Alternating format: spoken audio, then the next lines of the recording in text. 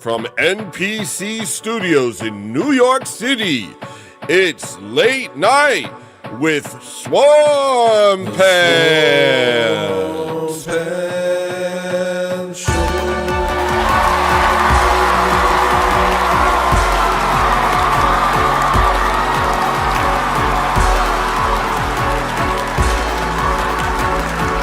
Tonight, actor John Travolta, comedian Janine Garoppolo, and music from hEllolisTENER. And now, here's Swamp Pants.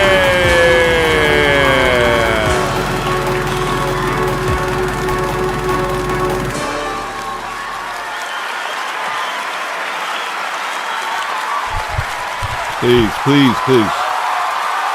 Thank you.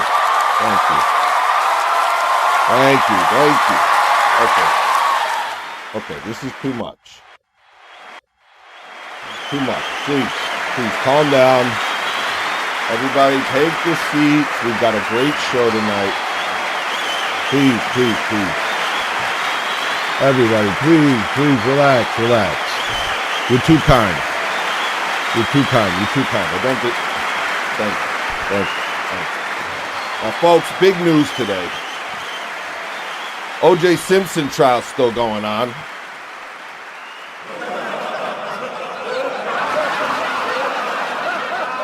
I know. At this point, it's less a trial and more a soap opera. Every day, there's a new twist. At 2 o'clock, the glove doesn't fit. At 3, surprise witness. At 4, cliffhanger. I turned on the TV this morning and thought, why is Judge Ito still on? I went to bed with Judge Ito.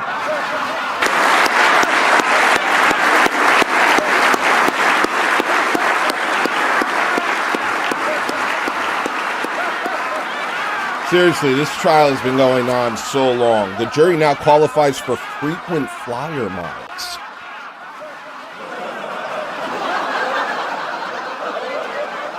They've been sequestered so long, when they get out, they're going to say, wait, Clinton's president?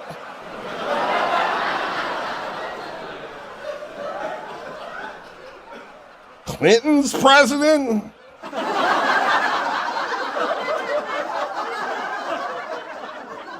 Big political news. Speaker Newt Gingrich is still pushing the contract with America.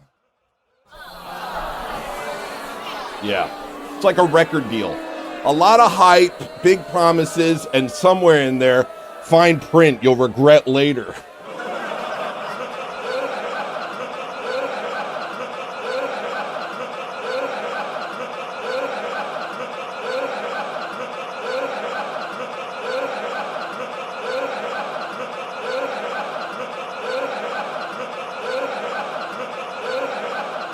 Newt Gingrich looks like a guy who says, I don't need instructions, and then spends 6 hours putting together a grill that's still missing a wheel.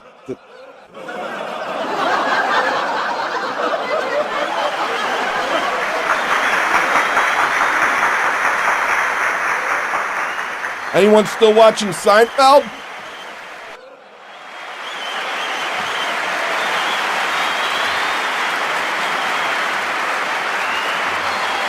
Yeah, show about nothing, which is also what I say when people ask what I did at work today.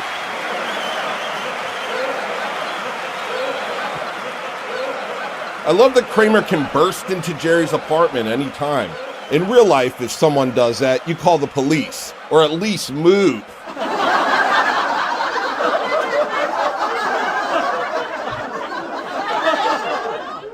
So Microsoft is releasing Windows 95 this year. Pretty cool.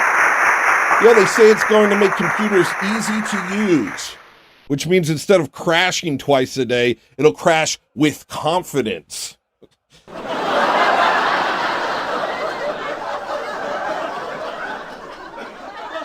People are excited about the internet now. Everyone's like, one day you'll order things on your computer. Yeah, right. I don't trust a machine that says abort, retry, fail.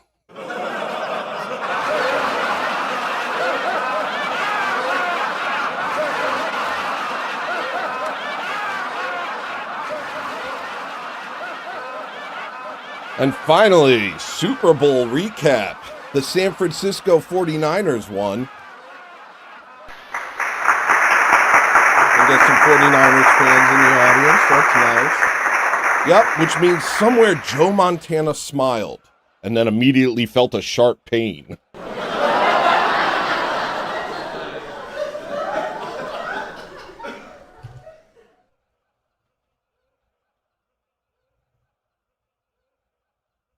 Got some headlines here. I'm looking at a newspaper. We got some headlines here. NASA confirms meteor narrowly missed Earth. Why are you laughing at that? NASA confirms meteor narrowly missed Earth. Yeah, but don't worry, folks. It still hit New Jersey.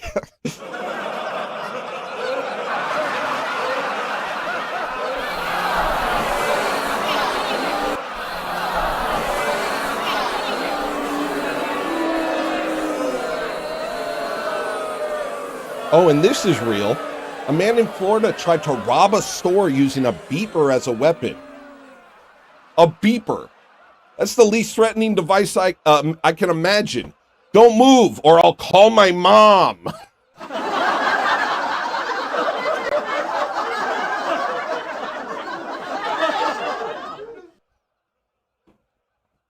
Anyway, ladies and gentlemen, we got a great show for you. We got John Travolta on. Ladies and gentlemen, welcome to the show, John Travolta.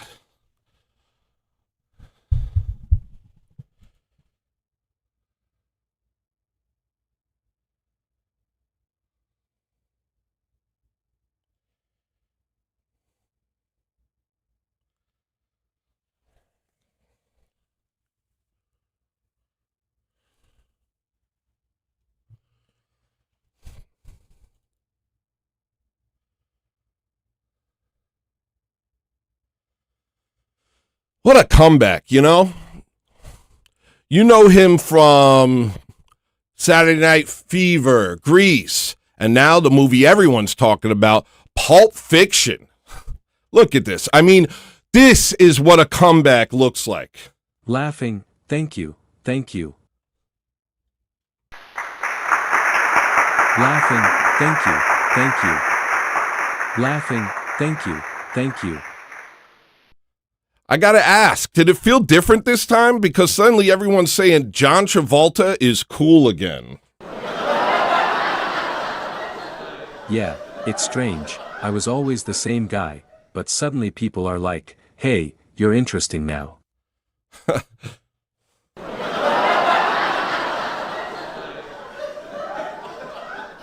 That movie did something. You didn't just come back, you came back dangerous.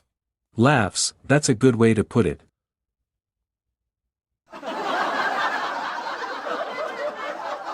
And Quentin Tarantino, this guy writes dialogue like people you shouldn't sit next to on a bus. Not completely, but I knew. Laughs, that's a good way to put. Not completely, but not completely, but not completely, but I knew it was.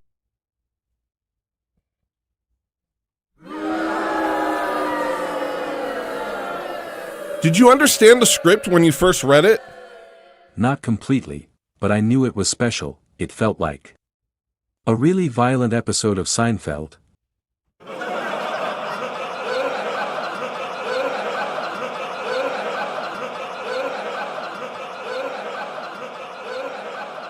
It's true. Nobody grows, nobody learns, and someone ends up dead.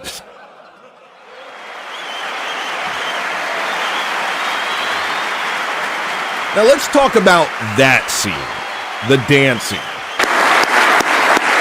Because the minute you start dancing, America goes, oh right, this guy. Yeah, there's a lot of pressure when people expect that. Pressure? The country was like, if he messes this up, we're taking his shoes. Uma and I just tried to make it casual, no big moves, just weird. That's the key. If you dance confidently bad, people think it's art. I read that people are now rediscovering your old movies. Yes, which is great. and also terrifying. Because suddenly there's a kid saying, "Dad, why does that man talk to angels?" But seriously, it's good to see you back. Thank you. It feels good to be here. Stick around, folks. We got more guests. Our next guest is Janine Garofalo.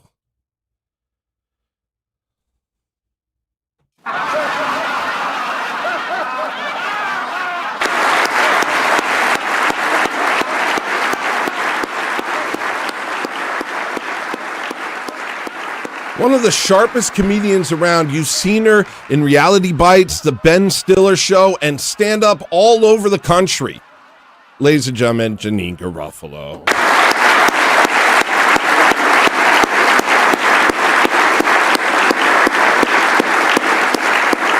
You look thrilled to be here.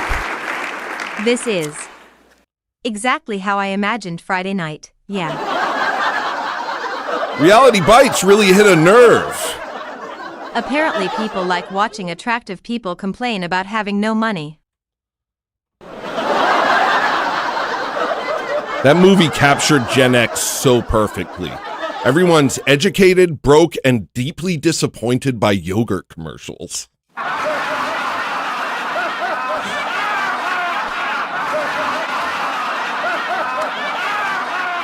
People keep calling it the voice of a generation.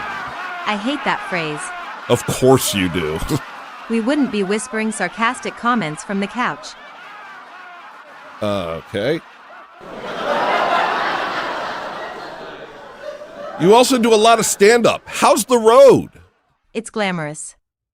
You fly somewhere, get lost, eat something beige, then talk into a microphone while a drunk guy evaluates you out loud.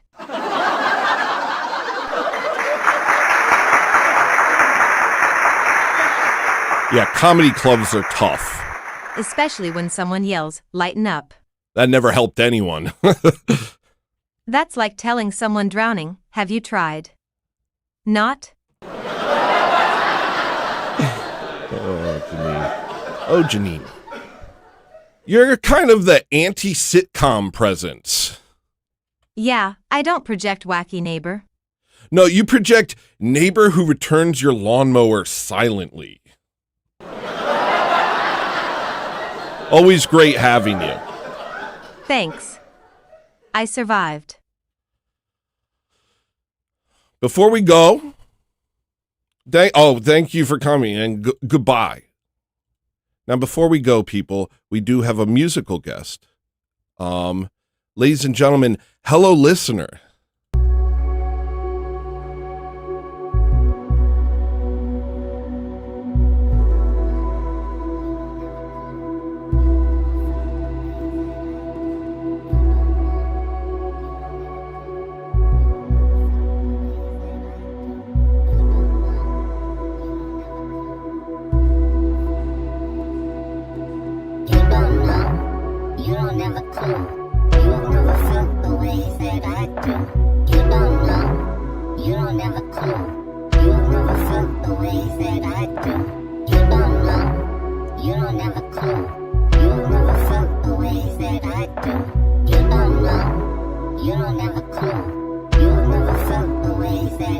I took the riddles that you spoke, they turned to smoke.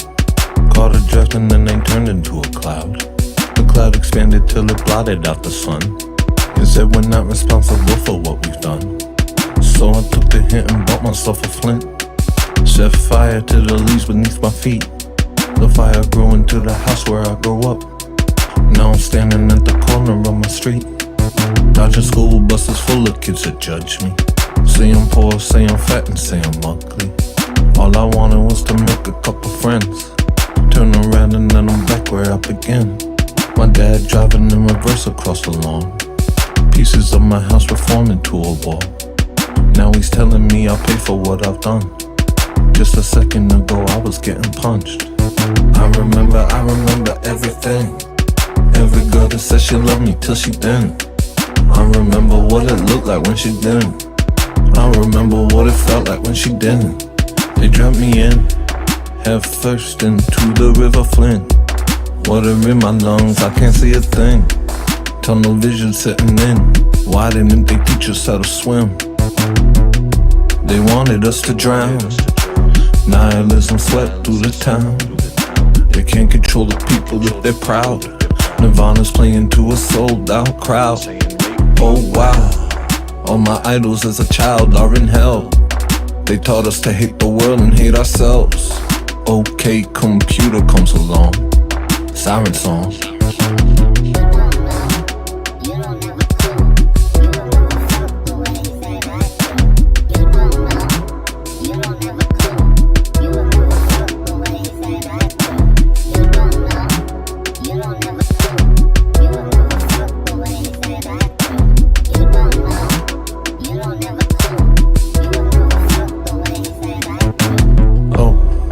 Greatest minds of my generation.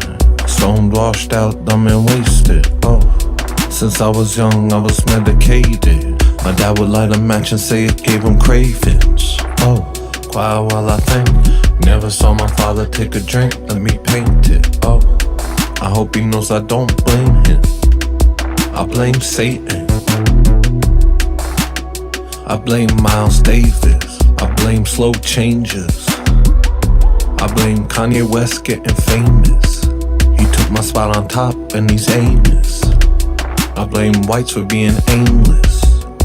I blame blacks for being dangerous. I blame the left for acting blameless. I blame the government for playing us. It's all social engineering. Everybody here thinks it's steering. But we're on a runaway train full of fame junkies claiming that they made it. I don't know why I'm saying this. Guess I'm done trying to pay respects. I don't hate y'all, but I hate y'all. But we're what Israel made us. Oh, yeah, we're what Israel made us. As if we need an excuse. I would take y'all to school, but y'all wearing school shooter shoes. You don't know, you don't have a clue. You have never felt the way that I do.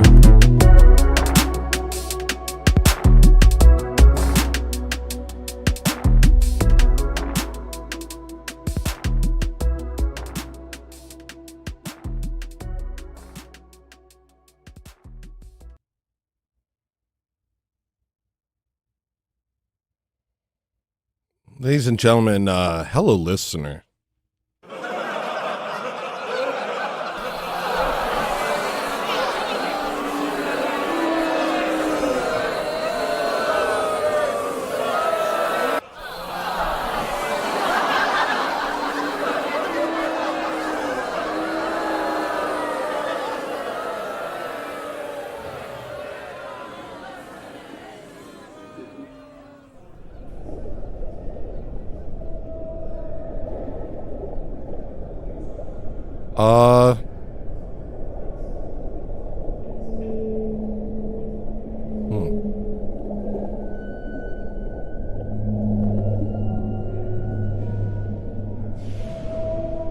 So, how are you?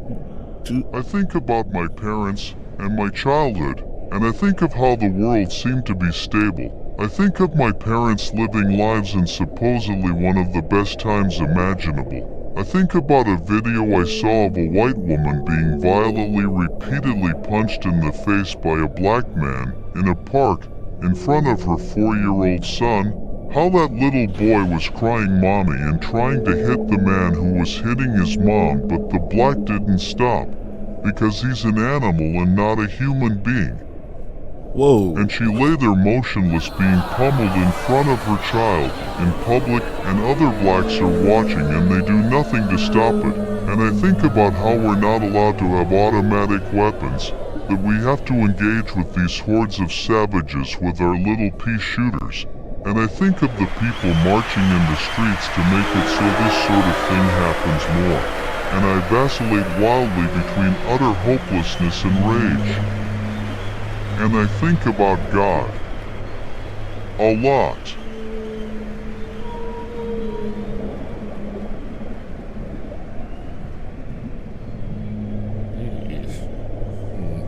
So, how are things, going with you otherwise? I think about the Bolsheviks and I think about the hatred these people have for us. I think about Christ saying, if they hate you, know that they hated me first, and I hope that's enough. I hope the fact that I yearn for peace and justice and beauty is enough to save me. And I wonder if I do the things I think I must do, will I get to see heaven?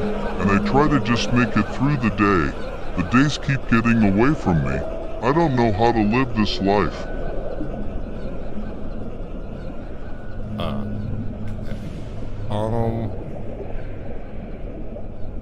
Oh, listener, you know you're on a TV show right now, buddy? I should stop going on Twitter. I should take my own advice. I missed liturgy again. Everything was going so well. But after church on Saturday, it was like I just did everything wrong. I just confessed. I was looking forward to Sunday. But then everything went wrong, and the darkness of the world got the better of me, and I lost any hope of receiving the Eucharist, and I spent my night in a sinking mess.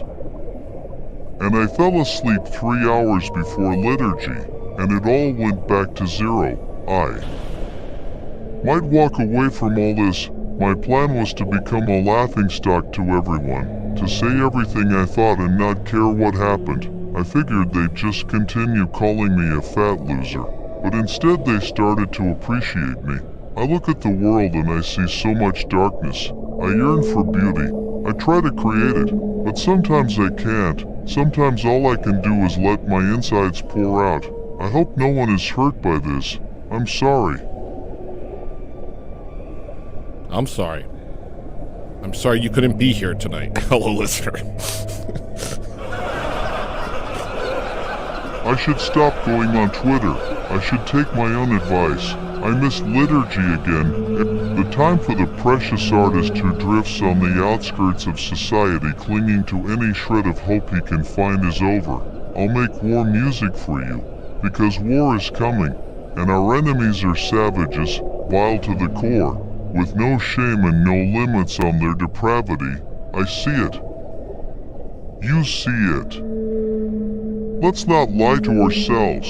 I want the world I saw in the 90s. The artists were precious. There were benches without anti-homeless devices. There were parks without Muslims and Indians and blacks. The sky was brighter. There were places you could go to spend time with others. Not bars, not nightclubs, record stores, coffee shops, bookstores, parks. They were safe. I dreamed then of my life as an artist. I saw myself in cafes waxing poetic with other artists, being part of artistic movements, sitting in a building with huge windows, reading a book, meeting others. It was all a dream. None of it happened. I just suffered. I remember thinking of the uniqueness of each European country. I listened to Stereolab and thought of France. I listened to Radiohead and thought of England. I listened to Blonde Redhead and thought of Italy, all distinct worlds full of blue skies. And unique people, now they are all the same. And all the people inside of them are the same. And the skies are gray. And the gray consumes them. The body is riddled with disease. And I can't bear to watch it die. So the time for art is over. Buy guns, prepare for war. Prepare for prison. I mean it. What else can I say? Only this. Go to church. Pray without ceasing. Love God more than you love your life. Because this life is a proving ground, and if your heart is pure, you will never see these demon-infested skinwalkers ever again. You will not go where they go, and where they go, they will never escape.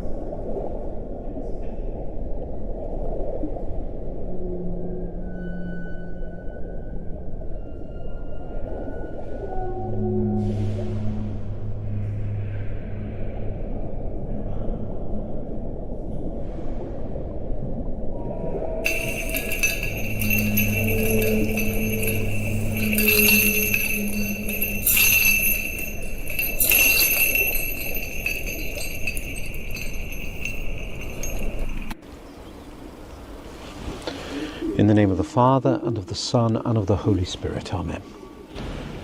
It's perhaps not surprising, with everything that's going on in the world around us at the moment, that many people are asking, is it possible, is it permitted for Christians not only to join the military, but to participate in war? In order to answer this, we must first reflect on the Church's theology of war, and then look at how it's manifest through history in the lives of the saints, and then consider this Protestant idea of pacifism. So first of all, the most basic foundational understanding is simply that all killing is evil, it is wrong, it is sinful. It is never, ever inherently good to kill. No war can ever be called holy. But we say that sometimes it is a necessary evil in our fallen world. And that phrase, a necessary evil, appears again and again in the writings of the Fathers and the Church documents about the nature of war. A necessary evil. The Church never promotes war as holy. Never. We don't believe, like the Muslims do, that's their concept of lesser jihad, that war can be holy. It is not. War is not holy. We reject this idea completely. Only that it may be a necessary evil. And yet we bless soldiers, of course, to fight. We bless soldiers, and we even bless armaments. We bless soldiers to defend the innocent and the weak, in order to limit the greater evil, the greater suffering that may result from leaving the innocent and weak unprotected. It would be a greater evil, the consequence. But wars are unjust by their very nature. By their very nature. All war is the result of sin. And so we may say no war ever embodies righteousness. Never. God calls Christians to reconciliation with all men. This is our calling. And so no justice is ever achieved by an offensive war. God doesn't achieve justice by violence. As St. John Chrysostom says to us, working to change the hearts of our enemies is more glorious than killing them.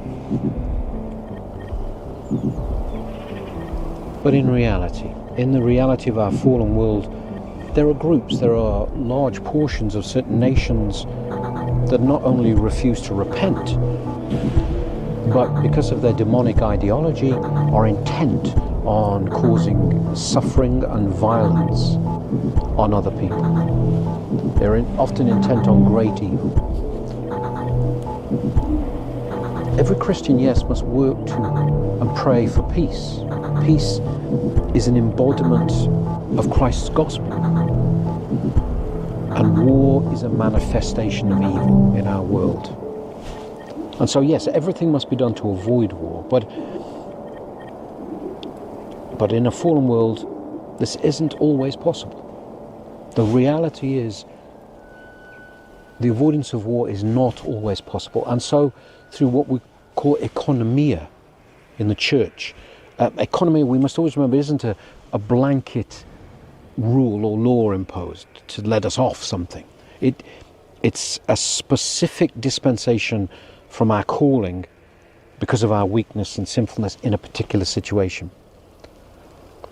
And as a result, of course, those who have been in battle, who potentially have killed or actually have killed someone, must withdraw from Holy Communion according to the 13th canon of St. Basil for a minimum of 3 years, in order for the soul to heal, to recover, even if they've been blessed to go to fight.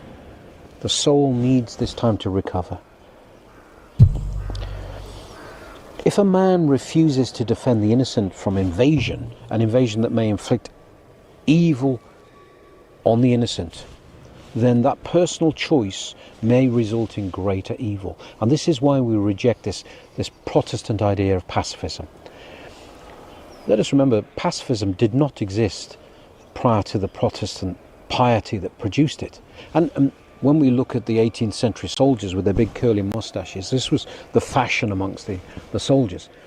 This is why the Protestants used to shave their moustache off and leave the beard, to signify their rejection of everything military. But this modern piety that produces pacifism has no place in the Christian tradition or history. We certainly don't see Jesus condemning soldiers when he encounters them, the centurion who comes to seek his healing. Jesus condemns no soldier for participating in the army. And when we look at the lives of the saints, we find very clear examples of this doctrine manifest in their actions and their words. Around 306 AD, there was a gladiator in the arena called Laius, who took great delight in mocking and killing Christians. He would wrestle them and then carry them and throw them onto spears to kill them. And St. Nestor, horrified at this, wanting to bring this to an end, went to St. Demetrius and asked for his blessing to confront the gladiator in the arena. And St. Demetrius blessed him. St. Nestor entered the arena and prayed before everybody that God will give him the strength to fight this giant of a gladiator. And St. Nestor overcame him, carried him to the spears and threw the gladiator onto the spears and killed him. This is not pacifism. He acted in the strength of God to protect those Christians who would be mocked and killed by the gladiator. And of course St. Nestor was then later martyred himself. And of course in 312 AD, Emperor Constantine, on the eve of a great battle which the odds were against him, he saw in the sky a vision of the cross, and he heard God's voice saying to him, "In this sign conquer." And so he immediately had Cairo, the Greek first letters of Christ's name, painted on the shields of his army, went into battle and was victorious against terrible odds. And this led to Constantine's personal conversion to Christ. And as a consequence of that, of course, the whole empire was converted. Christianity was then able to flourish and reach huge parts of the world. We see there not only saints, but God himself acting. This is not pacifism. For 5 years, I served as chaplain in a branch of the British Legion. I served men who'd fought in Afghanistan and the Falklands, and this was 20-something years ago. Men who'd fought in the Second World War, who'd landed on the beaches in D-Day. And they were honourable men. They were full of courage and dignity. But today, we may say, men seeking to serve in our military face more complicated questions. Those men I served, believed in the cause that they fought for. But we live in a world where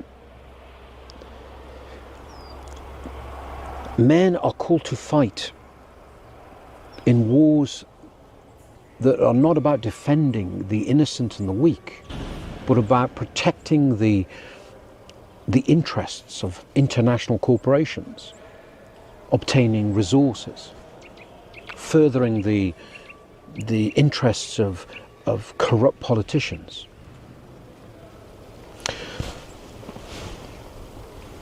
If men and women, of course, now make the choice to serve in the military, then they must listen to their conscience. But they will face difficult decisions about the nature of the wars they may be caused to fight. But Christians may never inflict more harm on an enemy than is necessary for victory. But there are times when we must defend the innocent and the weak. We need our military. We need our military because we live in a fallen world. We as Christians must pray and work for peace. We must always, always seek reconciliation with everybody. But when our politicians, when our diplomats fail, when they can do no more, we must pray. We must pray for the lives of those who defend ours.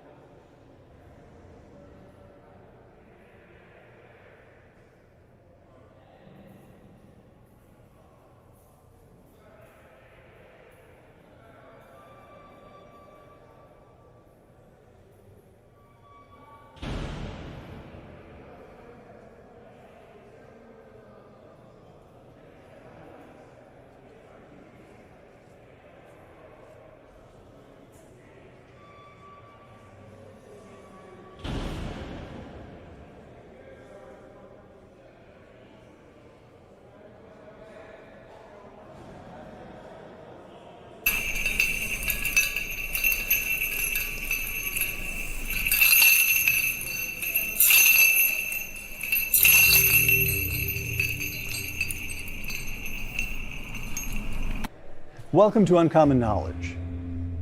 What's up, dinguses? What's up, you ding old dinguses?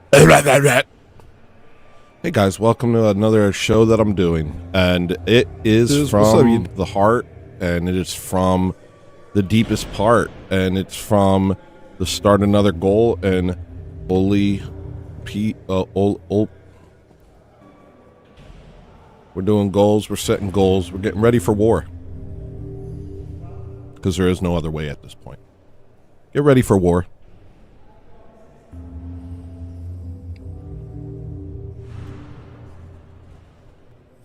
How's everybody doing out there? Kokoshuko Papa Shango, good to Taya. Mojo Mancy, it's a very pleasure to nice and see you. Lauren B, hello. Light of Tabor, what up? Shout out you dog. I saw you at the march. Very cool. Respect.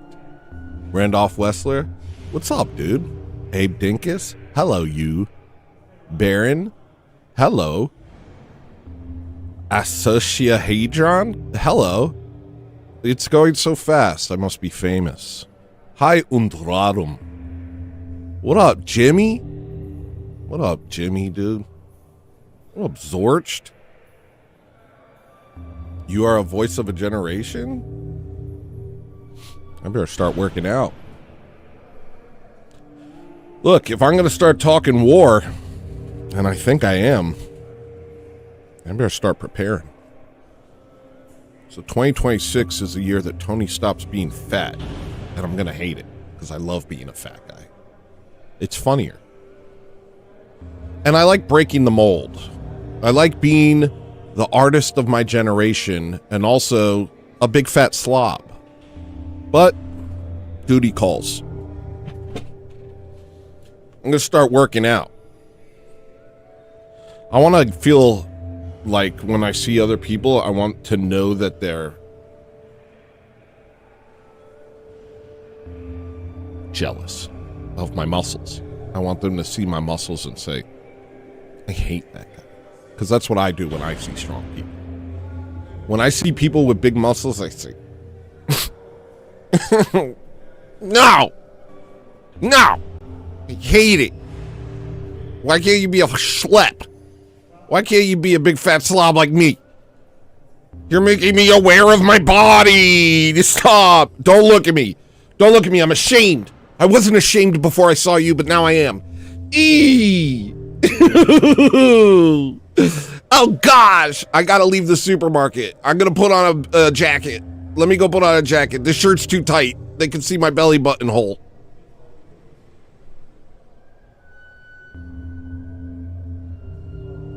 I'm going to turn off this eye thing because it's crazy.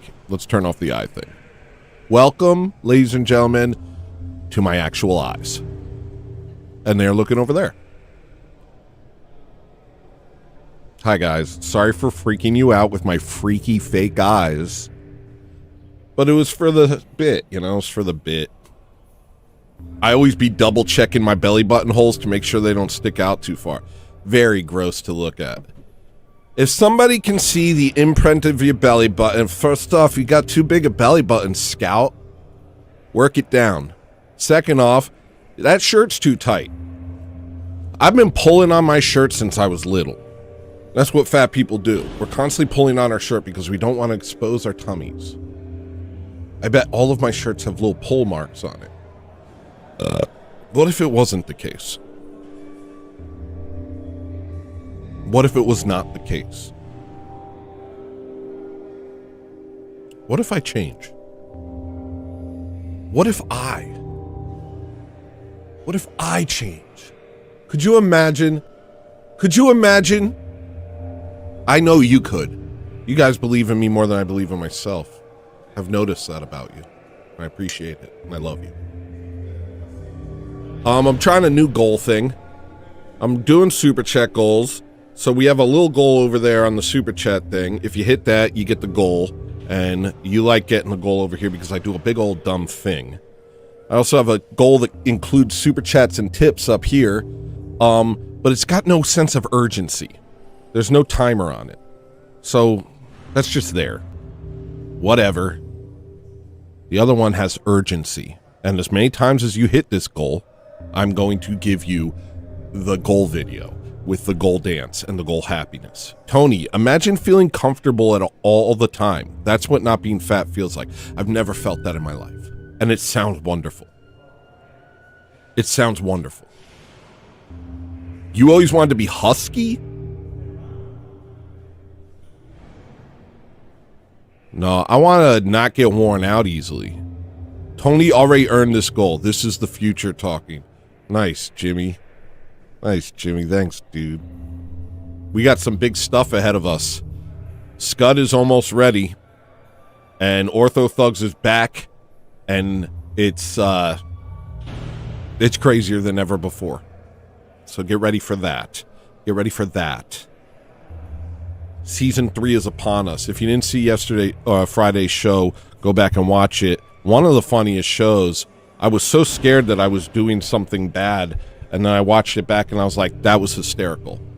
Every evil, racist joke that made your heart feel like, oh, am I bad white?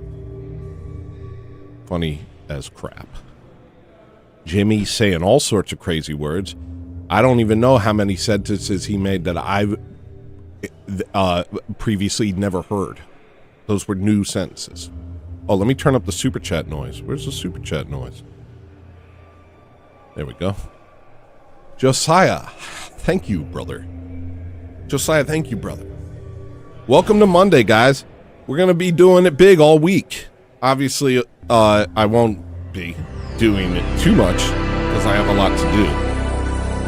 But we're going to do the Wednesday show. Thank you, Big Boss. Big Boss, thank you, dude. Big Boss tipped $6.90. Guys, if you didn't catch the beginning of the show, I urge you. I implore you to do that. It's very important that you go back and watch the beginning. It was a whole thing. Why is he wearing a suit? It was a whole thing. Wow! Wowie wow!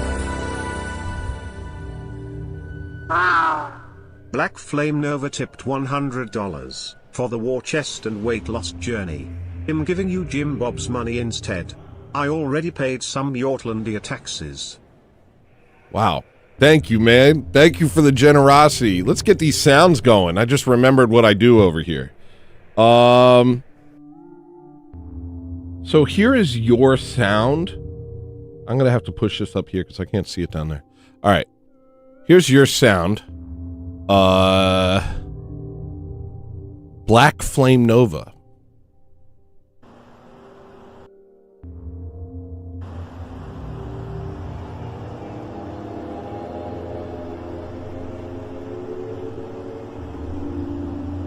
Do you hear it? Do you hear it in the distance? Do you hear it? I heard something like this Saturday night. At Shoreline super chatted $4.99. Whoa, thank you, Shoreline Skirt. Here's your sound. So Saturday night,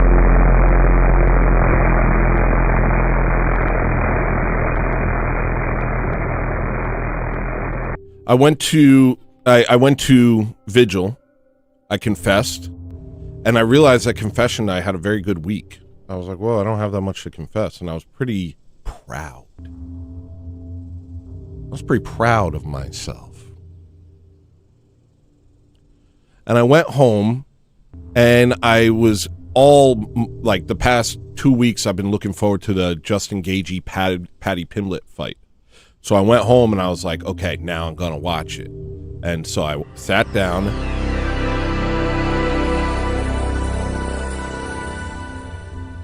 Thank you, Blood Logos. Blood Logos tipped $2. Take some alien gold. Here's your sound.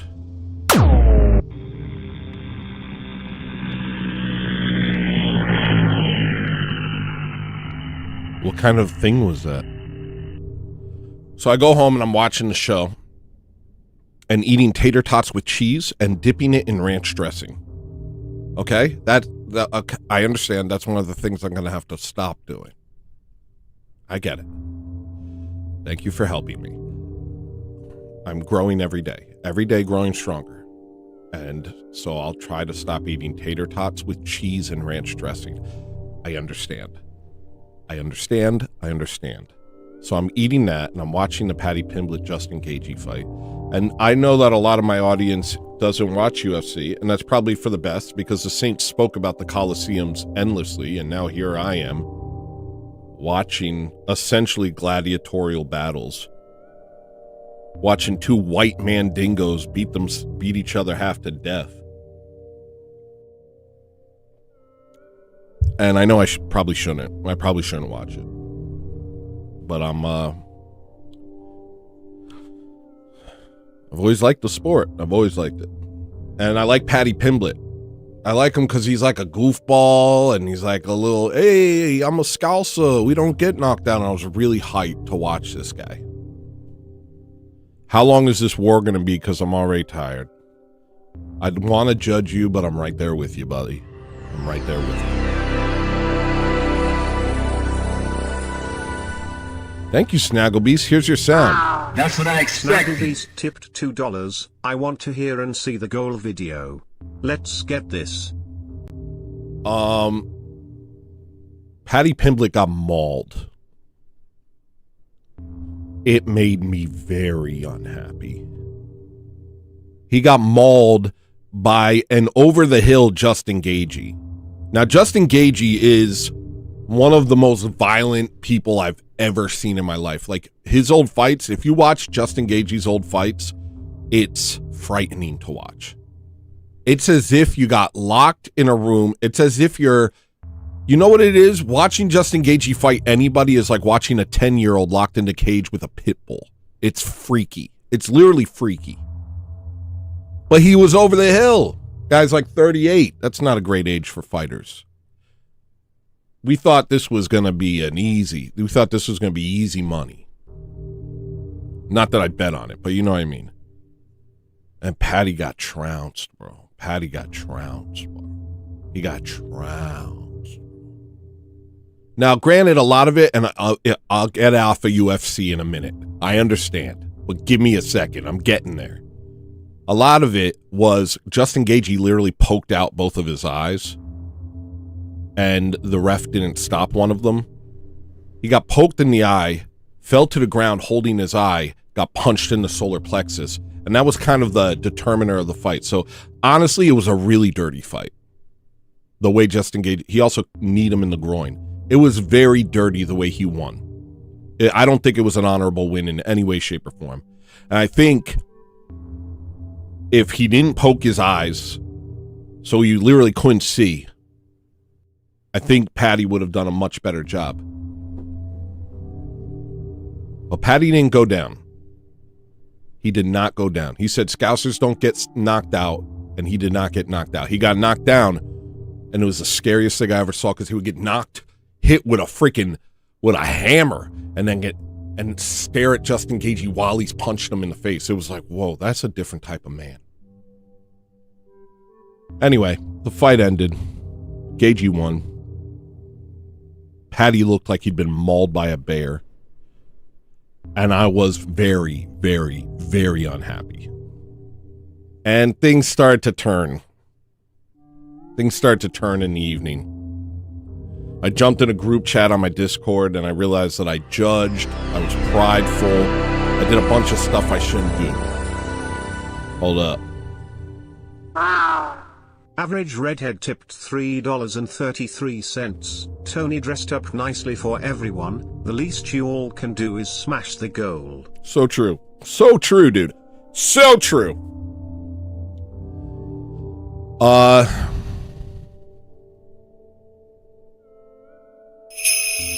also gossiped like a woman. Anyway.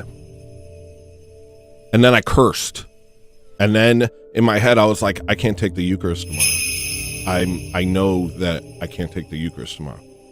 All I had to do was make it from Saturday night to Sunday morning. That's all I had to do. And I didn't. I couldn't. I effed up the night so bad.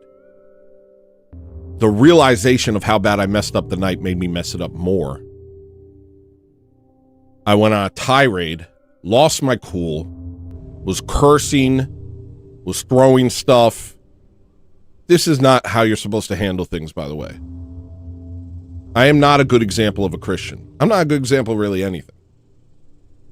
But I'm just keeping it a hundo with you.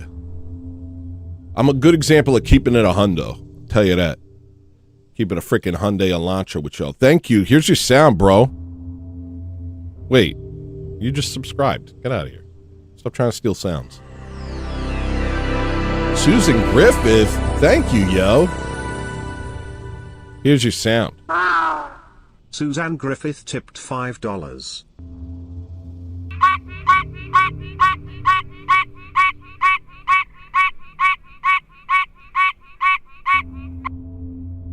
Yeah.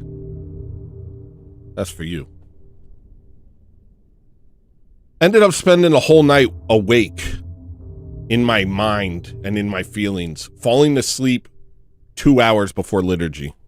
Missed liturgy. Bad stuff. Bad stuff. Anyway, so that was my weekend. What was my point? My point was, don't watch UFC on a Saturday night after doing confession. Probably don't watch UFC at all. Probably. But definitely don't do it in the interim between vigil or vespers and liturgy.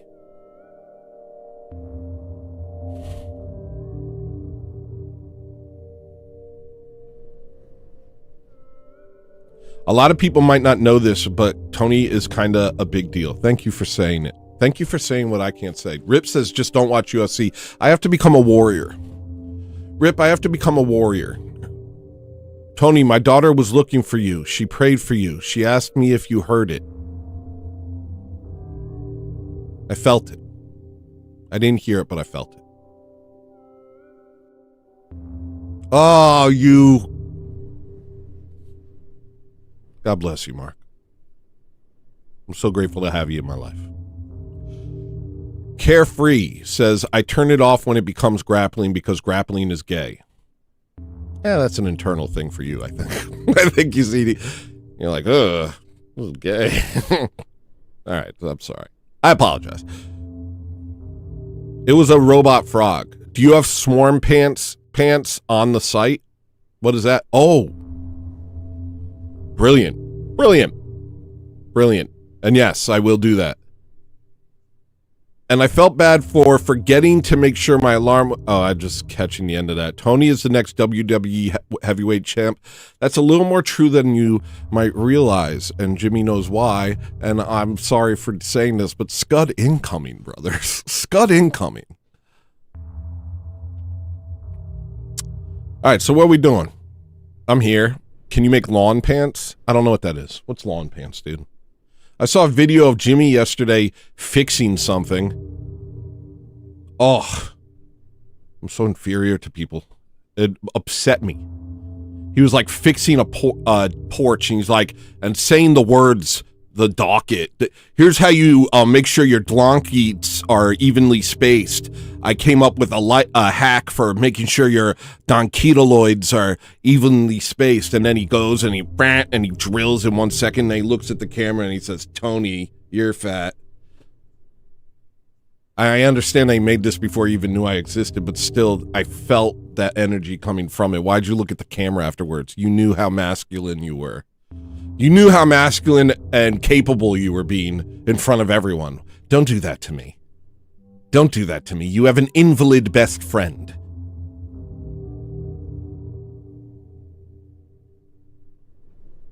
Common courtesy dictates that you act like a retard because you know I'm one. That's what I do. For others. For other people.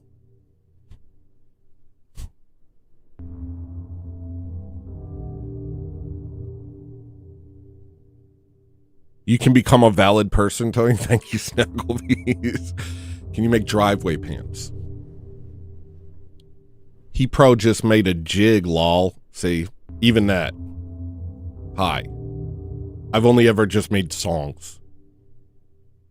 Actually, I've done a lot. Since I've bought a house, a couple of years ago, I bought a house using COVID money. Well, using the credit I accrued from COVID money. It's a very sneaky trick I pulled off. Matter of fact, I was thinking, at this point, our government is 100% against us in every way, shape, and form. It's seeding marches in Minnesota that dwarf the Third Reich. $5. Reading Saints is the only way to stay sane. It is the only way. God is wonderful in his saints. Read their lives and their writings. I will. Thank you, Taylor. I will do that.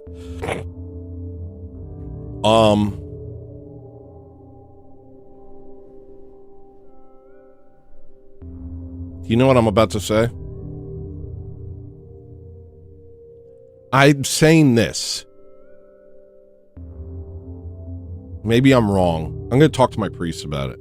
Here's what I'm thinking right now.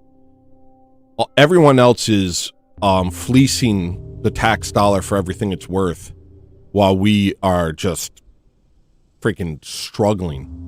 Struggle biscuits for a living. Oh, what did you have this week? A tin of struggle biscuits for a living. Maybe we should just start doing it too. Let's start whatever it's called. Let's Somali Max. Let's start Somali Maxing. Take as much Section 8 and government handouts as we possibly can to seed our army, because their purpose, they are literally seeding armies of Muslims in our country and activated black people. And weird libs. Have you noticed that every lib is gay? I can tell if your viewpoint is liberal or conservative based on your voice. You can just hear it. You can hear it because you have a feminine. I need to convince. I need to convince. Super shattered $5. Have some of my That's a dang goal. Biscuits.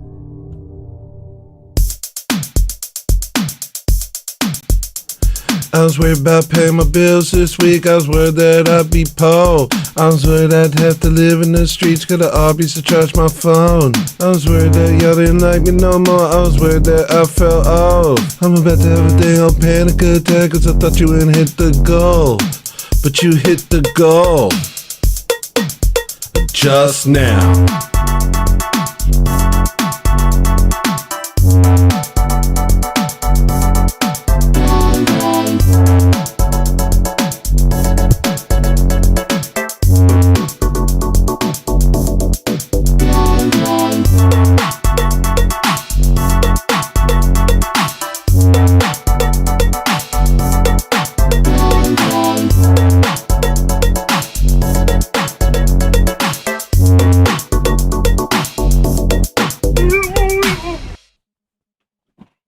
Nicely done. Nicely done. What was I talking about?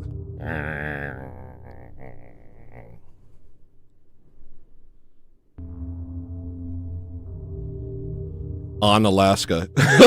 I've never heard it described that way. Where do you live? I live on Minnesota. I live on the land of Minnesota. At Super Shattered $5. Thank you, dude.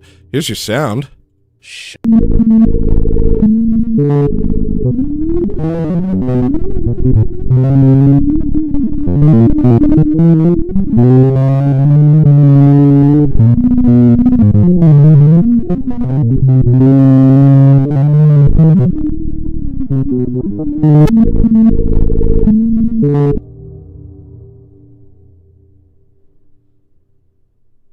What were we talking about?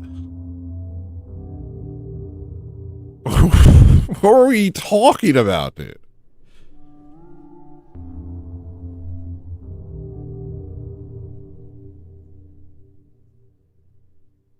What were we even talking? Oh, what were we talking about? Can somebody remember? Can somebody remember it about it? How you did your best, mind erased, becoming valid. I don't understand that. Becoming valid. Minnesotan struggle biscuits.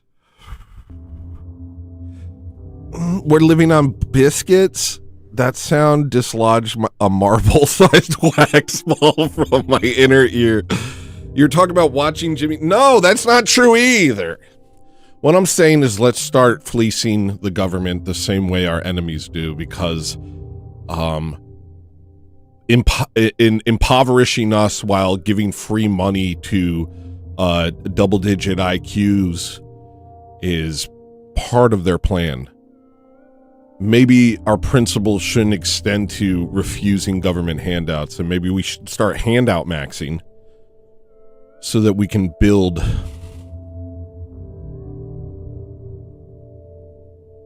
ourselves up for in case something has already been happening for years and we're just sitting there waiting for someone to say do something about it. Let me reset the goal. Hold on. And let me check the other goal. We got, oh, we almost got the other goal too. Yo, we almost got both goals. What's up, both goals? That looks like it. That looks like it. That's another goal. That's another goal. That's another goal. That's another goal. I was worried about paying my bills this week. I was worried that I'd be poor. I was worried I'd have to live in the streets, go to Arby's to charge my phone. I was worried that y'all didn't like me no more. I was worried that I fell off. I'm about to have a day on panic attack, cause I thought you wouldn't hit the goal. But you hit the goal. Just now.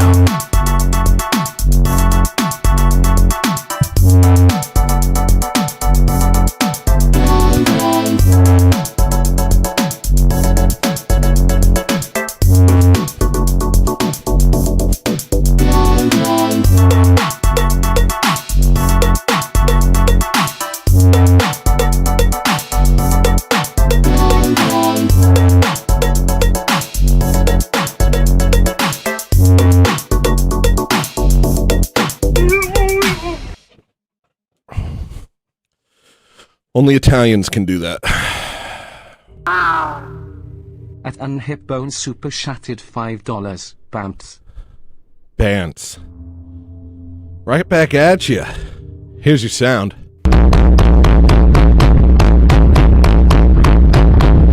That's interesting. You know what that's from?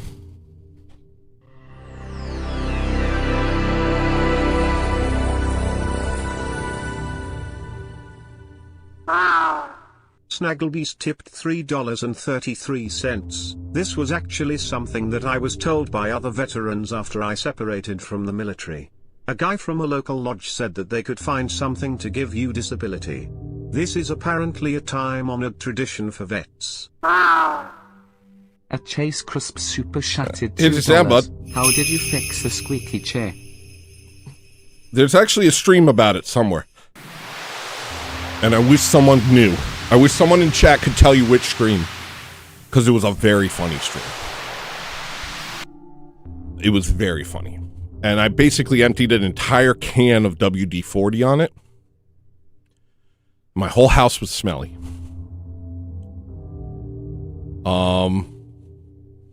Oh gosh, I wish I knew which one it was, because the whole episode was freaking hysterical. I loved it. It was like a great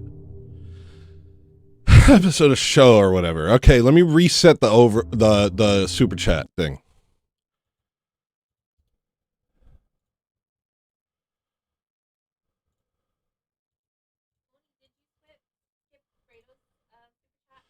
Maria said I skipped your super chat, Frito. Hold on. I mean, I'm having a hard time keeping up, but I'm doing my best. Frito said, can you make my sound Braceline release date? I need Braceline, bro. Can you make my sound Braceline release date? It's not even, it's just an instrumental. And Snaggleby said that we can, find something to give you disability. Well, that's what I'm saying. When I lived in Philly, you could buy anything with food stamps. I was on food stamps in Philly. I could buy cigarettes. I could buy, you know, freaking whatever. I only wanted cigarettes, but you could buy anything. You could go to the store. You could order pizza delivery with food stamps in Philly. From Muslims. From Muslims. They would come, you would order online, they say, how are you paying? You're like, EBT. And then you would give them your EBT card. They'd be like, it's an extra $2 for EBT or something like that. And then they deliver you a pizza. You could buy everything with food stamps. There are people in Philly who would be like, do you want to claim one of my kids? I got an extra kid you can claim. Extra kid. You must be extra kidding me. This is wrong. But maybe we should start doing it? No Braceline release. How about this? I just play it for you. Black Flame Nova with the 420. Black Flame Nova tipped $4.20. I was wondering, are Italians descended from the bagel tribe? Where do Italians descend from? I am Northern Italian and I heard that it was prominent with people of the bagel variety. At Chase Crisp super chatted $5. I thought the chair was still sneaky. I remember you sprayed the wall by accident too and you was apologizing to Maria for it. First off, I am neither Jew in blood nor in deed. At Alyssa Hope 00 super chatted $2. Mermaids, real or myth? Mermaids? Why do you think I have access to that?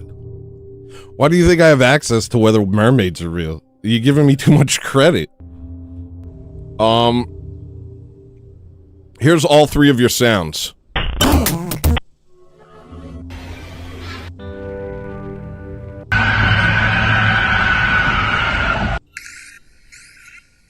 That's like all your sounds.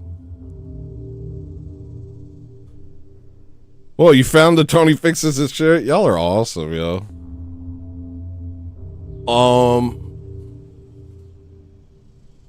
Yeah, I've said this a million times. If there's anything I'm doing over here that you want to clip, upload to some other site, upload on your own channel, I do not care. I don't care about anything. I don't care about anything. I'm free as a bird. I'm not litigious. You understand? You understand how not descended from Jews I am? I'm the opposite. I don't care. You can take my entire albums and upload them on Napster or Kazaa. Okay, those are not existent anymore. You can make your own channel where you just upload my already released albums. You can clip songs that you've heard in my show that I just forgot about, and you can say, this is my favorite song, and you can put it on a cassette tape and sell the cassette tape and say, hey, look what I made. I don't care. I don't care.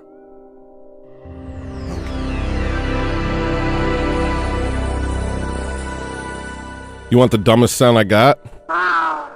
Average redhead tipped $1. Does Bigfoot live on Alaska with you? A Taylor the Edge super chatted $2. Super chatting cause I want the dumbest sound you got. Okay, here's the thing for Bigfoot. That was the dumbest sound. Whoops. That was the dumbest sound. And here's the Bigfoot sound. Okay, Dad? Everyone is Dad? Maria told me to reset the goal on here. Sorry, I will. Swarm pants. Okay. This is freaking hyping me up. I'm very happy. I'm gonna do a great job for all of you. I bet Tony would make a whole album with Mario Paint. You can make music on Mario Paint? I've done some pretty crazy stuff. I made a whole album on an iPhone 4. That was before they had GarageBand or anything like that. I used I used like 10 different programs because there was no like here it all is. You had to like use one program, export, put that over here, use another program, and I made some of the best music I ever made. Let's get into that. That sounds pretty decent. I said I'd never reveal this to anyone though, so I can't reveal it, but I could show you a track. People who are members know where these songs come from and they know how to find them, but if you're not a member, you're never going to know. And that's an apology. That's my apology.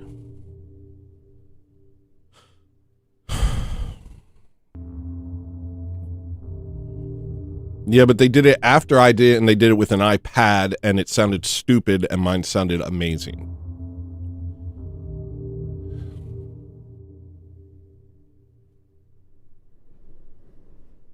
I'm so mad at you. Yeah, become a member. If you're not a member, become a member. Did I miss any more sounds? Let me put this down here so I can keep an eye on it. All right, I'm going to go over here.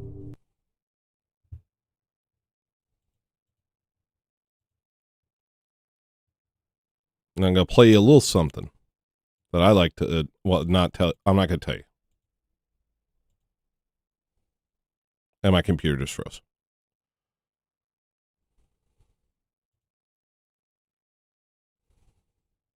Let's play. This one kind of slaps.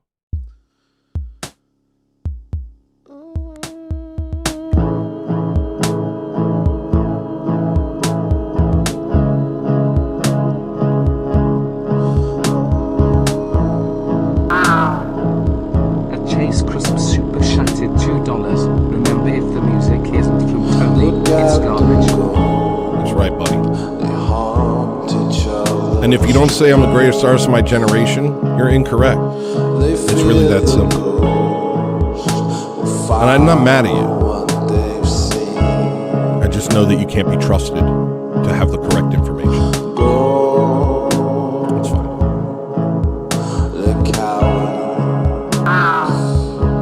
Sorch 8,989 super chatted $2.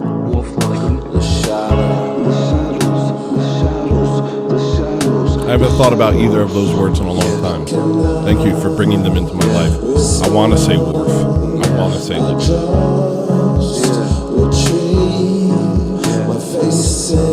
Here's your sound.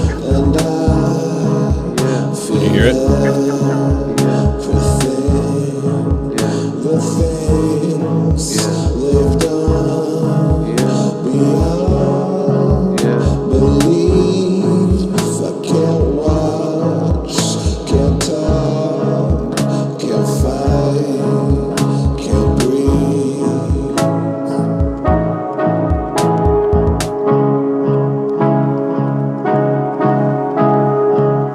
Thanks for reminding me to open up the Producer's Lounge by Xanthium.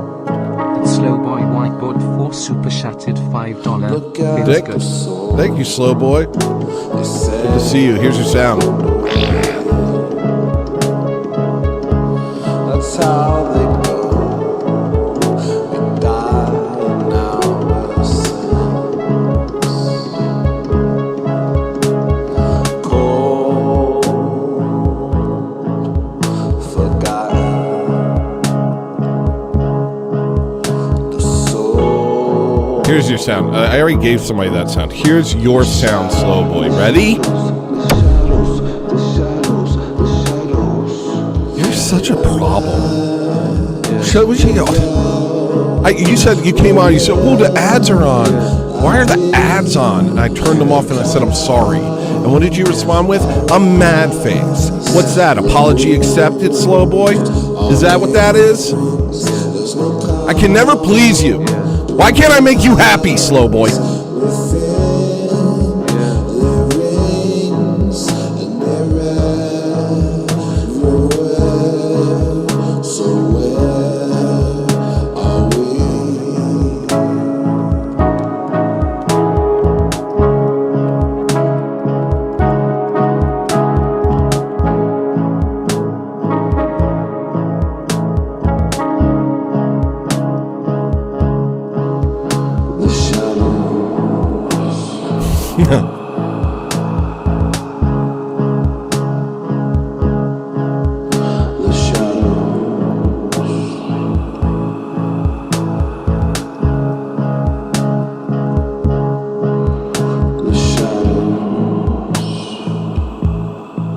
Oh, it wasn't for me. I'm sorry. The shadows.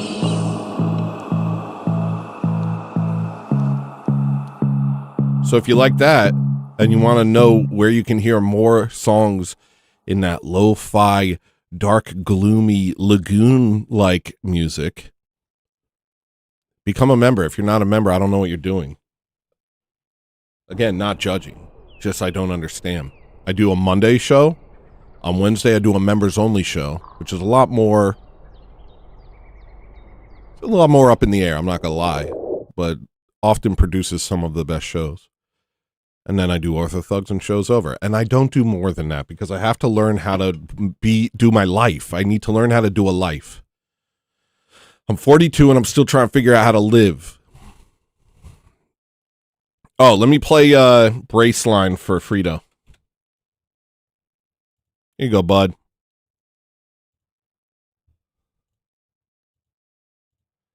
This is just for you, man.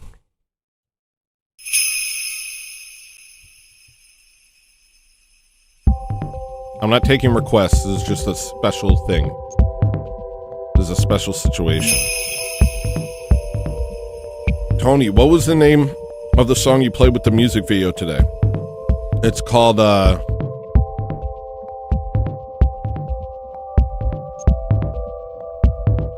What It's Like. What It's Like. It's not released. Should I release it?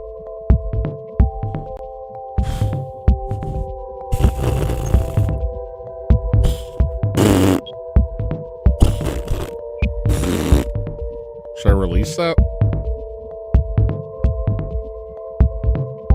Wait, both Fritos were requesting Braceline? Frito Fonzarelli's like, thanks, pal. Both of you want me to play this?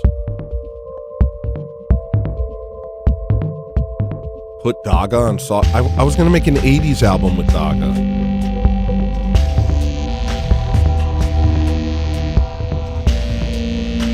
Law and Order is nothing. I have to make it something.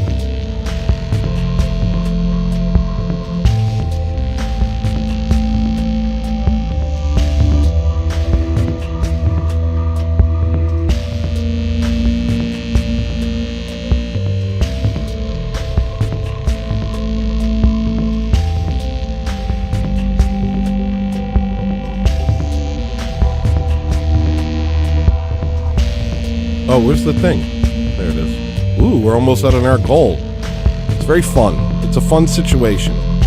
You keep my ADD going, you know? It's very hard for me to stay on top of things, but then when we're just like hitting goals and jumping around, I'm activated. I'm feeling excited and interested, you know what I mean? Next this, and then next this.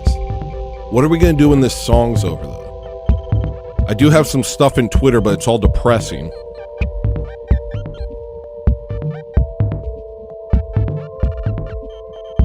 The song from the cursing stream at about 32 minutes. That's what I'll do next. I'll find that out.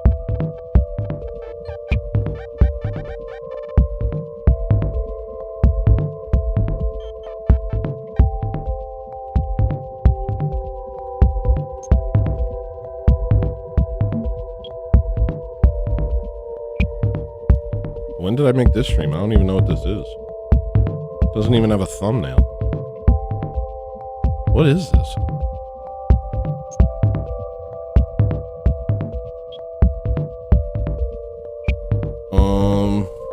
32 minute.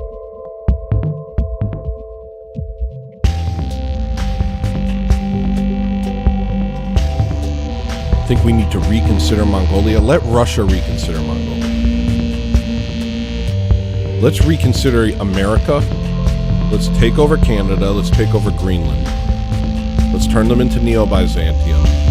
Let's extend the hand of brotherhood to the Europeans if they relinquish Catholicism and Protestantism. Japan, wedged in between these two giants and already feeling the pull of orthodoxy, will be with us. Russia will finally rise from its unending suffering since it's become a nation, with the technology to use their resources instead of be just pressed under harsh conditions all the time. And Neo-Byzantium will be an entire hemisphere. You understand? Oh. It's gonna be so good.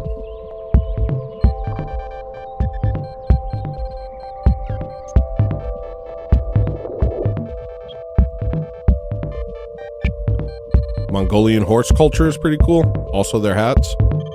I'm not against it. I'm not against horse culture. I'm not even against horse girls. I'm not against horsing around. I'm not great at horsing around. But I'll give it a shot. For my constituents.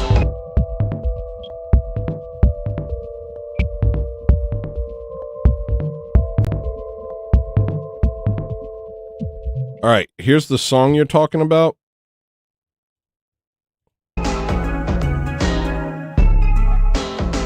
Oh, I'm so glad you said this. It's the most recent song I've worked on.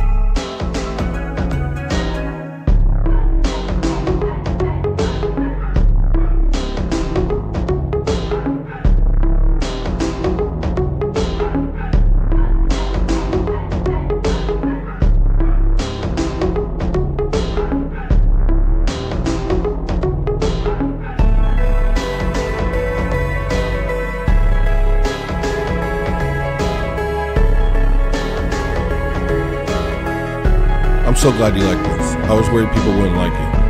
I'm not done with it. There's a lot of work to be done on it, but this song... Thank you, Paisia. What the heck? Shut up. I'll just play it over here. This song is like one of my favorite songs right now. I just want to get it perfect, though. It's called... Hold on. I'll find out what it's called. I think it's called Votir. V-O-T-I-R. Why do I hear African American sound beep? I don't know what that means. I don't know what that means. Why do I hear things I don't mean? I don't. Why do I hear things that I don't even understand what they mean?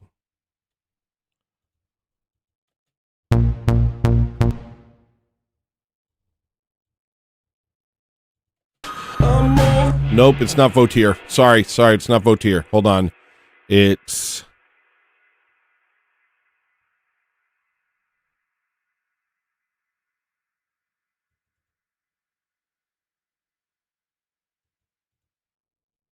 Sorry, it's not Votir.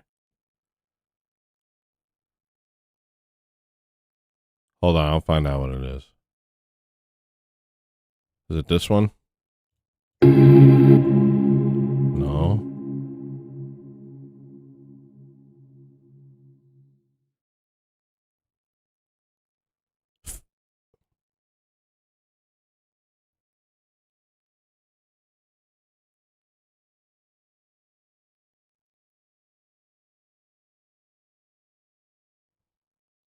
Wait, what is this song? Hold on.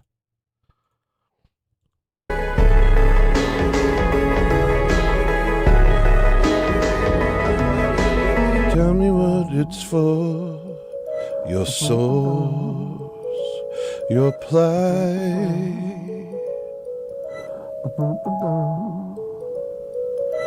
Tell me what happened to you, and how did Maria, don't tell them that. They all want to kill us.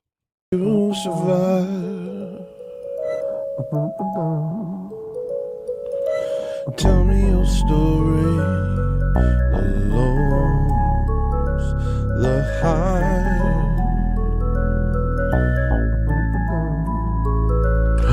Oh, thank you, sir. Yeah. I know this song.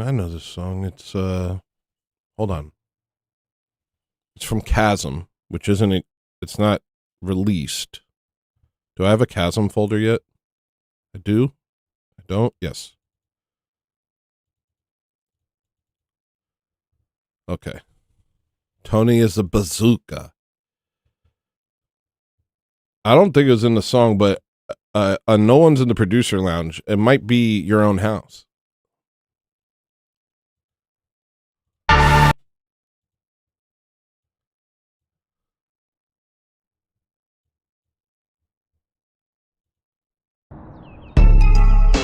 It's called Pledge Your Allegiance.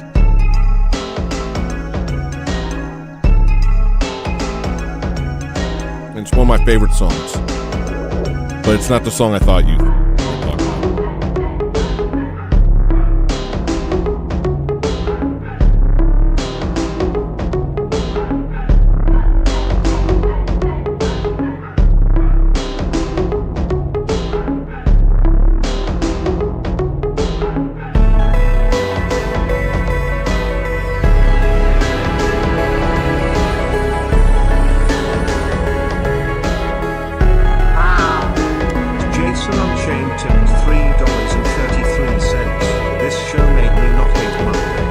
Thank you to Jason. Here's your sound.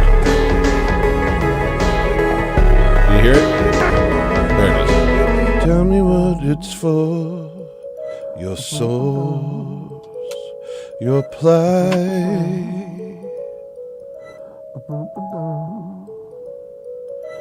Tell me what happened to you, and how did you survive? Tell me your story, the lows, the highs.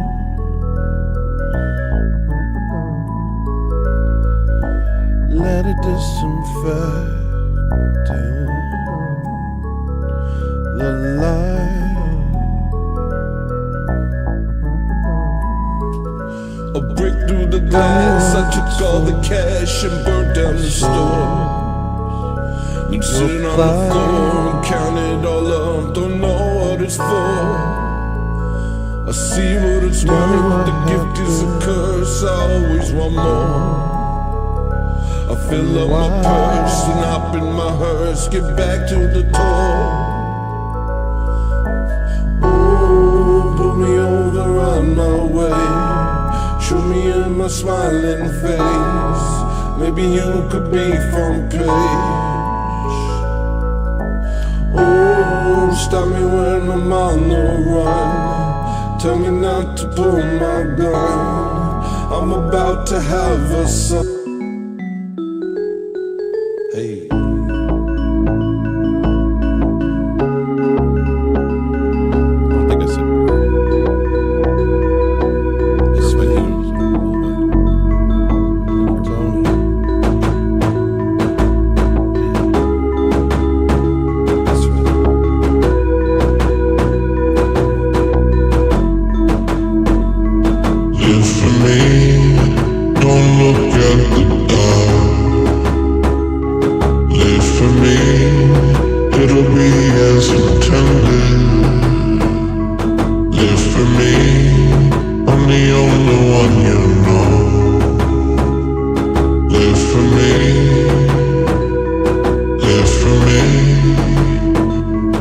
Live for for me, I'm not leaving your side.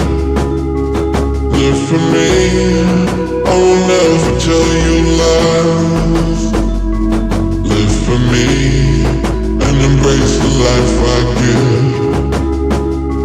Live for me, and I'll teach you how to live. I won't go into that chasm, no. I won't go there no more. I won't go into that chasm, no. I won't go there no more.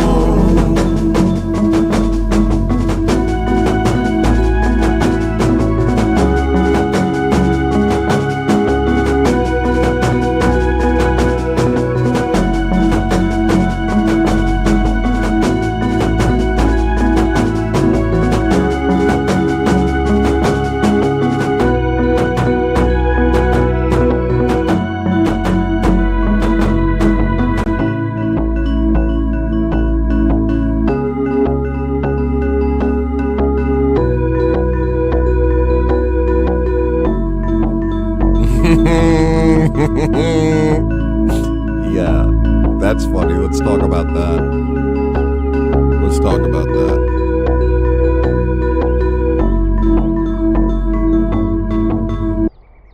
Here's your sound, Shoreline.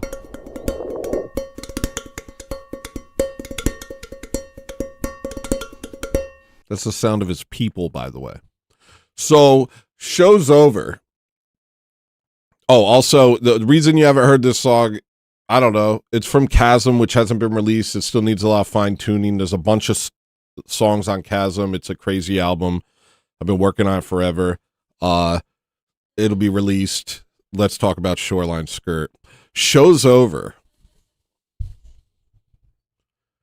When the show was over, when Show's Over was over Friday, I did the funny idea of rating something called dog music. It's the middle of the night. Nobody's streaming. I found a live stream called Dog Music. I didn't know what it was, but the idea of it was funny enough. I rated that. Then I go and do my thing. I come over and everybody's still there at the dog music thing. It's just some weird piano music and like just pictures or just videos, just random videos. And it just says dog music. And we're loving it. And I said, I made the great joke. You mean to tell me a dog made this music? Which is very funny. I'm very funny. And we're all hanging out there. Are We Not Men is there. Shoreline Skirt is there. There was other people there, but Are We Not Men and Shoreline Skirt and me ended up staying there for hours just, making jokes and chat. Eventually my phone died. And I was like, or was about to die. So I was like, all right, I got to get out of here, guys. But I had a great time. We were having so much fun. I was. I assume they were too. I really was. So I leave. I go charge my phone. I get ready to go to sleep. As I'm lying down, I lie down. Now, mind you, while we're there, there's a bunch of Indians. Just a random Indian or some Bangladeshi or some, I don't know, some dark land warrior pop in and say some gobbledygook, and sometimes we respond, sometimes we make like a funny joke, like we'll like type some stuff. I started typing stuff backwards, but nobody noticed. My responses were just actual sentences backwards, but it looked the same as whatever language they were talking. And we're just kind of making jokes. And then one guy named Anch, at first we were really mean to Anch, and then we all decided that we liked Anch. And then Anch left. And then some other, I don't know what tribe, I don't know, some other of whatever this is pops up. Anyway, so I stop. I go charge my phone. I get ready for bed. I grab my phone before I lie down. And I look, and I'm scrolling, and Shoreline Skirt and Are We Not Men are still in the chat of dog music with all these Hmong people or whatever. And But then I keep scrolling, and eventually Are We Not Men leaves. So you think that's it, probably. It's probably over. It's probably over. But then Shoreline Skirt just stays. He stays listening to the dog music. And he starts having conversations with the Guyanese. But not, like, it's just him talking to people who I'm sure he doesn't know their language. They're saying, and he'll like type some things. At one point, somebody said Anch in one of their things, and Shoreline's like, oh, Anch left. He's just talking to these people. He's just there on his own. And I'm just watching it. I'm just watching him interact with these people. And I'm dying laughing. And then I was like, I typed something. I said, Shoreline, what are you doing, bro? And he's like, don't make fun of me. He said, don't make fun of me. And to me, it was just like, I don't know. To me, it just felt like a man in the forest talking to lizards. Like he sees a lizard, it sticks its tongue out, and he's like, nah, me too, lizard. Just kind of out there on his own. Just being weird. Weird. Just out there on its own being weird. I don't know. It freaking tickled me. It was like my favorite thing. That was my favorite thing of the week, was that, actually. It was really cool. Don't be mad, Shoreline. And he was like, don't tell anybody. He said, please don't tell anyone.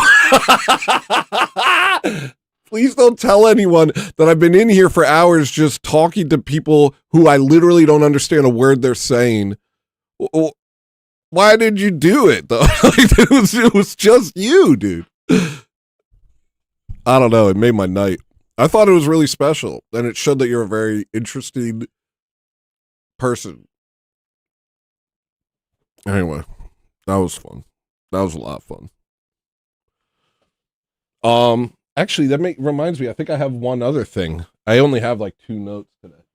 I wasn't really thinking about notes today. Jimmy sent me a text. Nuh-uh. This is Kelly Osbourne? Is that true? Wait, isn't that the young one? Weird. That's weird. That's AIDS. All right.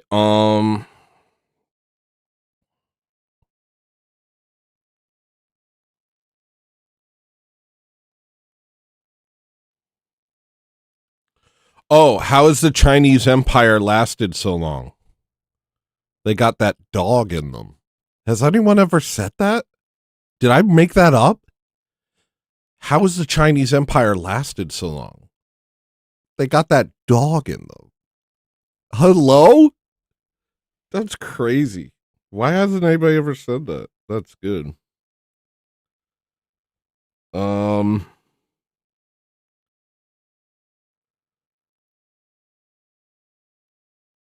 Where's my Shoreline note? I had a note about Shoreline. Oh, no, I messaged it to myself. So there's Shoreline, and then the other note was... Oh, Tony has issues with blondes. Okay, yeah, I have an issue with blonde people. It's not that I don't like blonde people. It's that something... I just think they're superior to me. I think my first bully was blonde. My first bully was blonde. And like he had money and he stood up straight. He was so mean to me. His name was Jeff Zitch. I strangled him once. Out of nowhere, like a crazy person. We were in lunch and I just walked up behind him and started strangling him. That's how much I hated him. I hated him so much. I hated him so much. He was so mean to me. And he was like tall and rich and just genetically superior to me, dude. He was just genetically superior to me. And I guess that I just have a thing. Like Maria notices that whenever there's a blonde person, I like clam up and don't talk to them. I'm like scared of them, or like I just feel inferior. I have an inferiority complex. That's crazy. I just sent a guy with that name your address. I welcome the chaos, Jimothy. Do you not know this about me? I strangled him in lunch. I'll strangle him again. I'll strangle him again, Jimmy. Well, blonde women, it's different. I don't want to be weird, but I'm about to be. Blonde women are attracted to men like me. That's always been the case. I like have a dark, mysterious thing to me. I'm not ethnic, but I'm like exotic. Not as exotic as Jimmy because he has black people hair, but I'm pretty exotic. Anyway, so I feel inferior to white people, or not. I feel inferior to blondes. I do. And when I see them, I clam up and I feel uncomfortable and I can't talk to them. What brought this on? Why did you say this to me, Maria? What happened on Saturday? Maria, what happened on Saturday that made you bring this up, this whole inferiority complex? Oh, the debate. Jimmy was having a debate with that evolutionist and he was blonde and I was like, this guy makes me feel like such a loser. I was like, I know Jimmy's beating him, but he's still, at the end of the day, he wins genetically. He genetically wins. I hate blondes. I hate blondes. I like redheads. They're down to earth. They're like Patty Pimblett, you know? That's my people. That's my people all day. But if you come over to me and you have blonde hair and you're a man and you are like sturdy and you keep yourself together, I'm uncomfortable. You're scaring me. I don't know what to say. I know that you think you're better than me, and I agree. I agree that you're better than me. Hitler did a number on me. I just was like, yeah, they're just, look at them. Look at them. They look like Super Saiyans. They're a race of Super Saiyans. I don't know what to do. I don't know what to do. You're blonde. I don't know what to do. You're blonde. And you could be the nicest person in the world, but you think that you're superior to me. You think that. Every blonde person who meets me says, look at this southerner.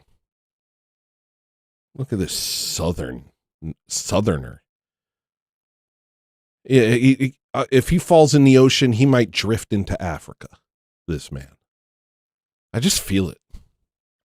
And that's probably how all the races feel about us, which is why they are so mean to us. Because they just see us and they're like, oh, they're so great. Whites are amazing. And we are. And they see us and they say, this gives me an inferiority complex. I hate them for no reason. I think that's what it is. That's what it is. And I can tell you that because I feel the same way when someone is blonde. So everyone, they all look at us and they say, ew, I hate you. I'm going to beat you up. I want to smash you. I want to destroy what you have. And we're just like, hey, like blonde people could be very nice to me. But I'm like, I don't believe you. I look at them the way, I side-eye them like in those black photos where there's a white girl. There'll be like two black girls. And I think there's like a Sydney Sweeney photo where she's just vibing. And two black girls are like, they just hate her. And that's how I am with all blonde people. I'm like, they can be so nice to me, but I'm like, get away. You're rude. You're rude by the way you look is rude to me. Your genetics are being mean to me. It's that simple. Oh, I got to start another goal. Well, you didn't hit that one, Swarm Pants.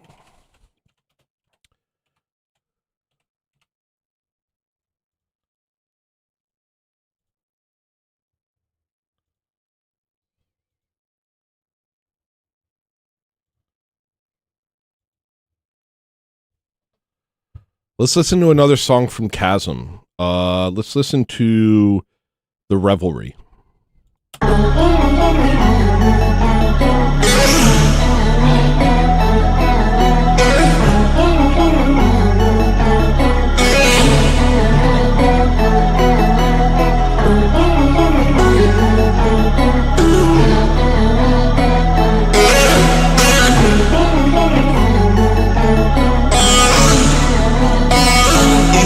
If they're blonde and they have blue eyes, I exit the room. I don't want to be in the same situation as them.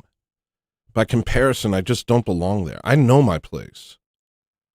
I know my place. I'm a Jersey Irish Italian. I know who I am. You understand? I'm comfortable around people that are just like me. That's what I'm comfortable with. Are we not all the same? Yes, we are. That's why nations have borders.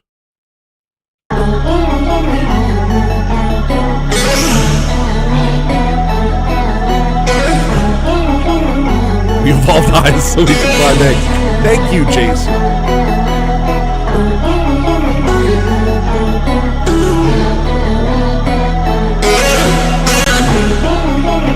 Good evening, Jason.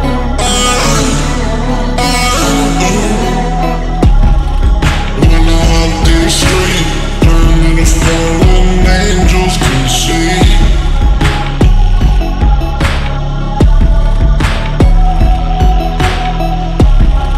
Never tell them my feet, don't wanna draw attention to me.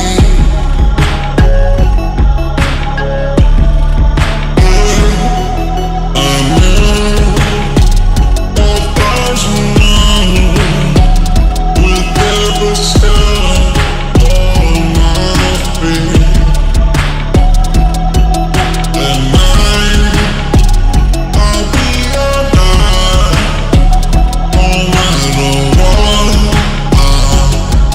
I know how to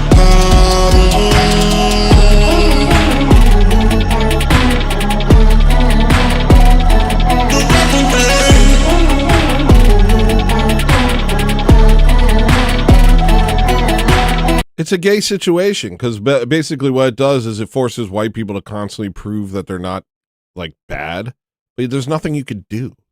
There's nothing you could do, and so white people are like, "Hey, what's up, black people? I'm just like you. I'm not a threat. I'm real nice." And black people, it doesn't matter. It doesn't matter. They're never gonna like you. They're never gonna like you. Never. It's just not true. And every race does that. There's like it's not a real hierarchy. We're all made in the image of God, but there is a hierarchy internally in all of us, and people feel it. No matter what group they belong to, they feel, and they tell themselves stories of superiority, or they cope, and it's like a weird thing. And like if you look at liberal groups of multiculties, they all just kind of try and become the most, I don't know, pleasant to black people and stuff like that. Here's your sound to Cheap Chimp. Little sound.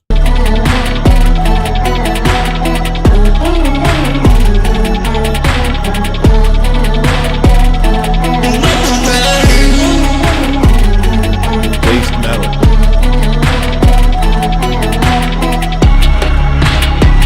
Where do I go?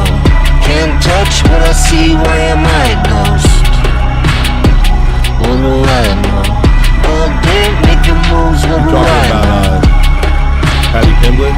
Launch rifles, all day curled up under my nose. I'm alright though they wouldn't know.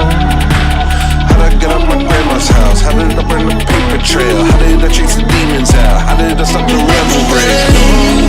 Cause the ones that want my soul are the ones who rescue. How'd I get up my grandma's house? How did I burn the paper trail? How did I chase the demons out? How did I stop the revelry? Cause the ones that want my soul are the ones who rescue.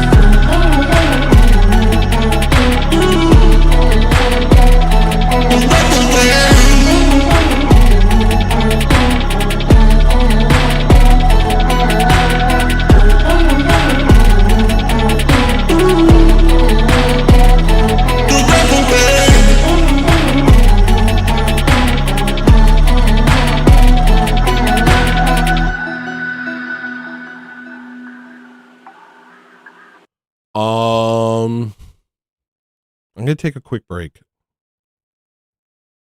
Tired of listening to music's like the equivalent of eating a mayonnaise sandwich. Why don't you get yourself a big New York sausage hot dog? Why don't you get yourself a New York hot dog? Why don't you get yourself a hot dog sandwich? Why don't you come on over here? GlossonStreetRecords.bandcamp.com. GlossonStreetRecords.bandcamp.com.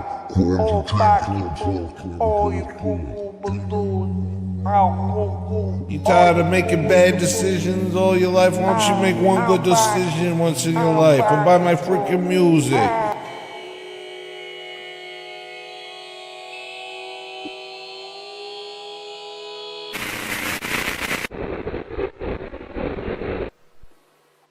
Why don't you go ahead and go buy my music?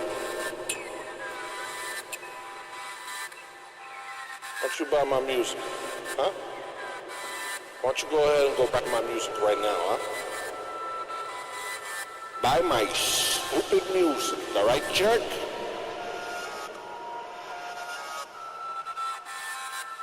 What are you, polyamorous? Buy my music. Come buy my music, hey, come on, click the link, go to the sink, take a drink. We got our CDs and tapes of it. Buy that stink, cause you know it's stinky, cause we get funky over here, people. And I ain't no funky monkey, man. Colossal Squid Records, bandcamp.com. Yeah, you can listen to it on iTunes. Yeah, you can listen to it on iTunes. You can listen to it on Rhapsody?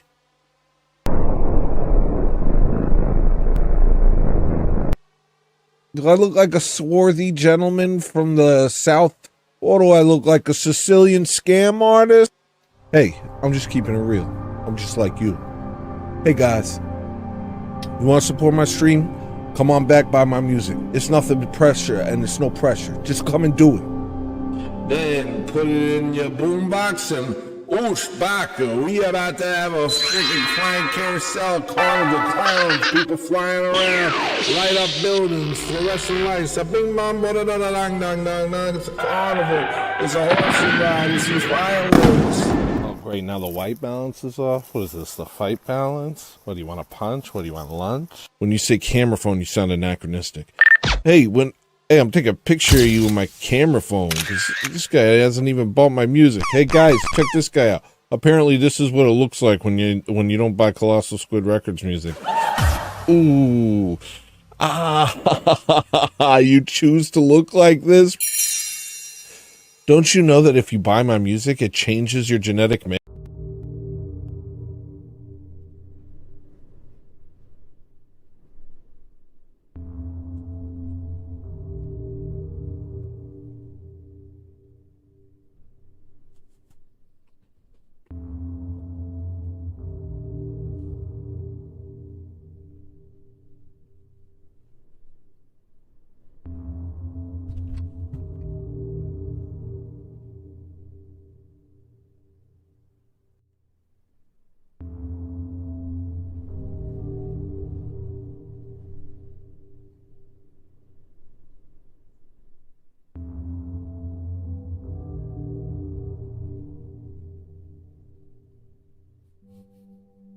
Why is everybody saying that?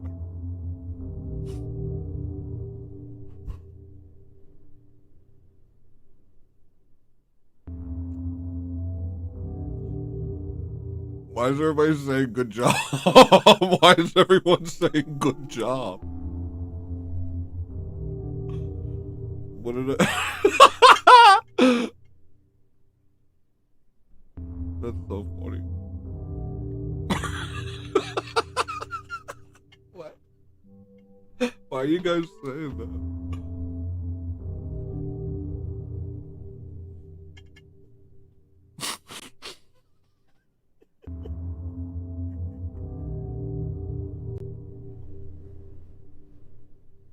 I'm sorry.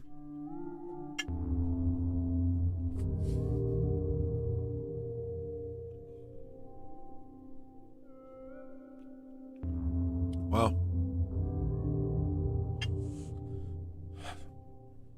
Thank you. Thank you.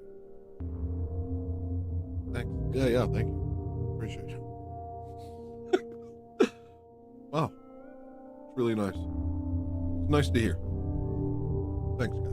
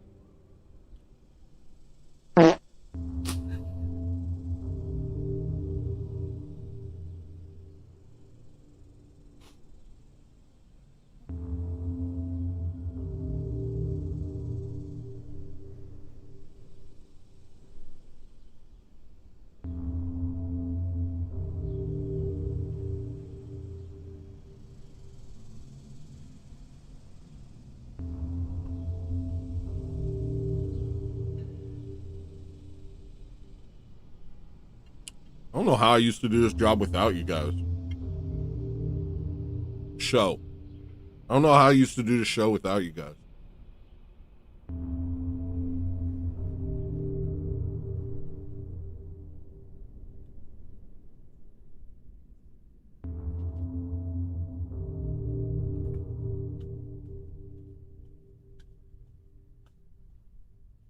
All right, now what? Now what? Anyone? I did all the big stuff.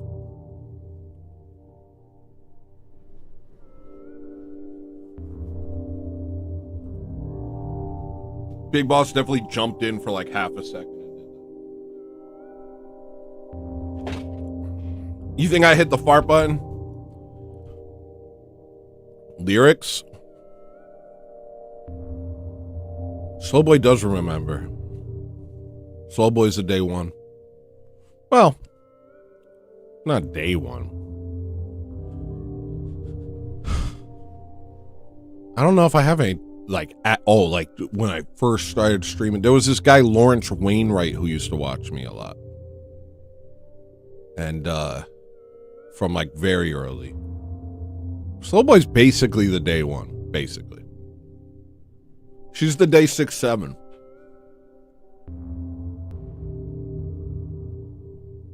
Might be the best Monday stream ever. It was a sense of emergency that got me here. I had nothing Sunday night. Sunday I was sitting there, I was like, I gotta do a show on Monday. I have no notes. What do I do? I got nothing. I gotta figure something out.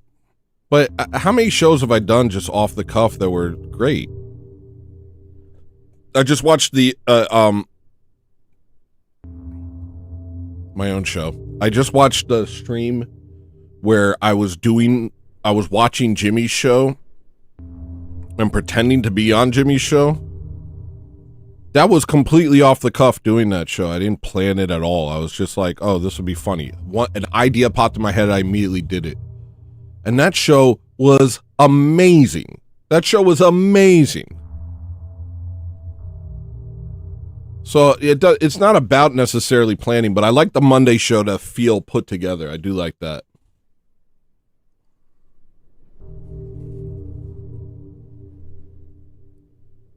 Name a great woman besides Theotoko's wife, Mom. Saint Olga.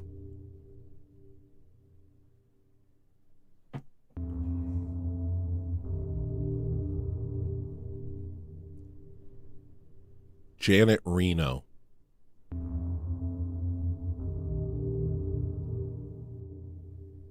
The Olsen twins.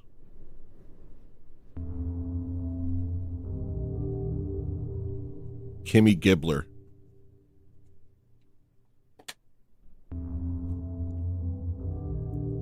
Topanga.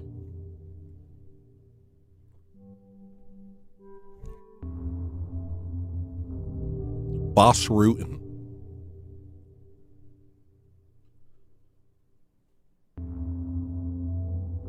Chun-Li.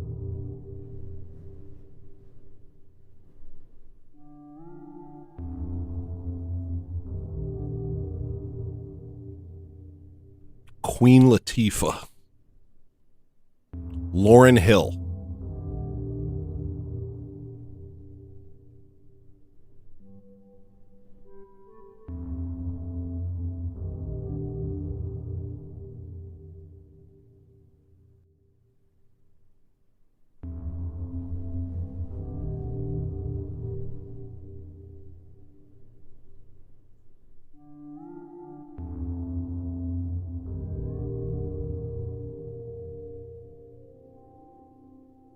Lauren Dangle? What is that?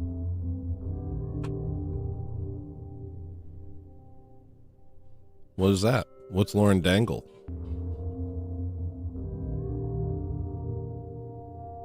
Rachel Wilson.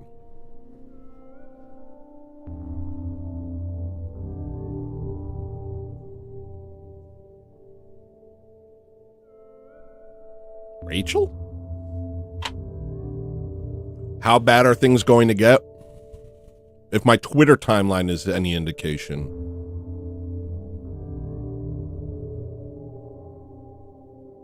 Stock up. Stock up, or what happened to Russia will happen to us.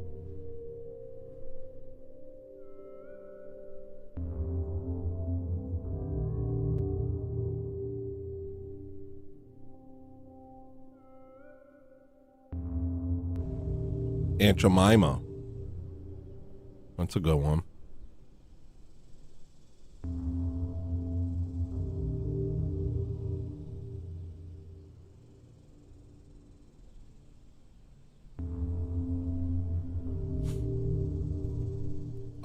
There's multiple Matushkas that I feel are great women. But I'm not gonna name them. So you hate blondes with blue eyes. Is that why you've been so distant lately? 15 minutes behind, by the way. Be quiet! I'm trying to do a dang show or something. Let me look at your profile pic again. Let me look at your profile pic.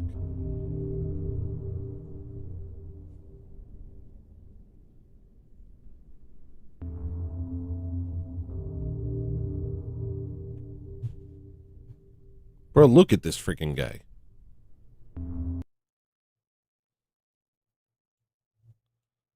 Stringy and muscular. This guy could freaking beat the crap out of me. Look how freaking tough this guy looks. You can't see anything. Hold on. This guy is a freaking unit. Terrified. Terrified of you. I'm terrified of you, dude.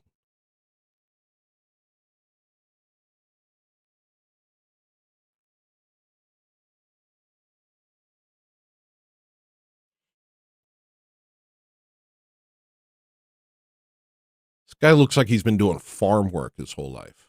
He's got those useful muscles. You know what I mean?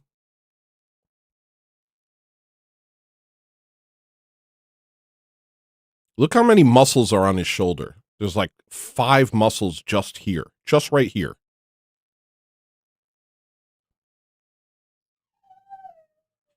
Spooky. You a spooky nigga, bro. All right. I guess I'll play some more music. The Seymour Supreme.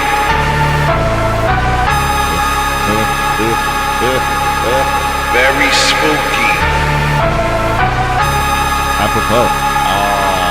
It's a werewolf bar mitzvah. Yeah. Spooky, scary.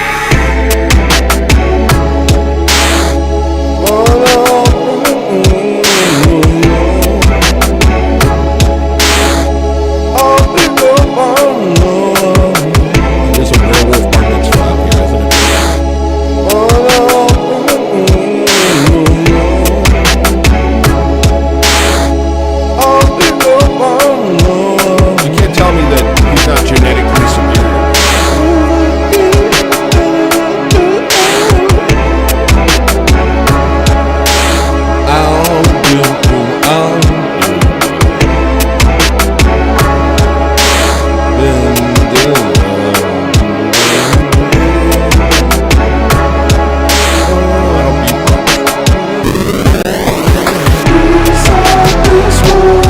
Boxing is such an watching people beatbox makes me matter of fact, go ahead and become a member of Chris Lestrange's stream. He has a show of Bricky's SHIT house. No, Chris's Brick SHIT house. I was a guest. It was a 5-hour stream. It was a great time. And he showed me beatboxing videos, and I died laughing. Just watching people beatbox like it's something. This is the funniest thing in the world to me. It's the same thing with like dance competitions. Dance competitions don't make me laugh as much, but anyone that thinks they're being cool is so funny to me. If you think you're being cool, you're a goofball. All I know is that I'd rather see this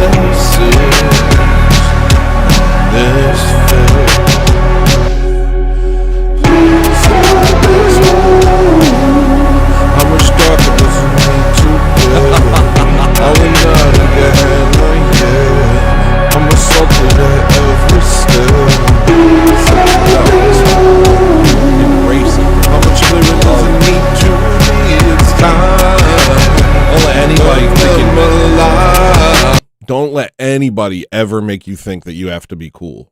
Don't let anyone's assessment of cool is a false hierarchy. It's a lie. It's a false evaluation. Cool is nothing. Cool is absolutely nothing. Always remember that. Always remember that. Cool is how they get you to stop being happy. Stop smiling. That's not cool. Stop dancing like a goofball. That's not cool. Stop enjoying yourself. That's not cool. Look real serious. Look like what you're doing is super freaking serious. Otherwise, F that. F that. Damn that. And I mean it. Never be cool. Never ever be cool. Never be cool. Whoever invented cool works for Satan. It's time. Burn them alive.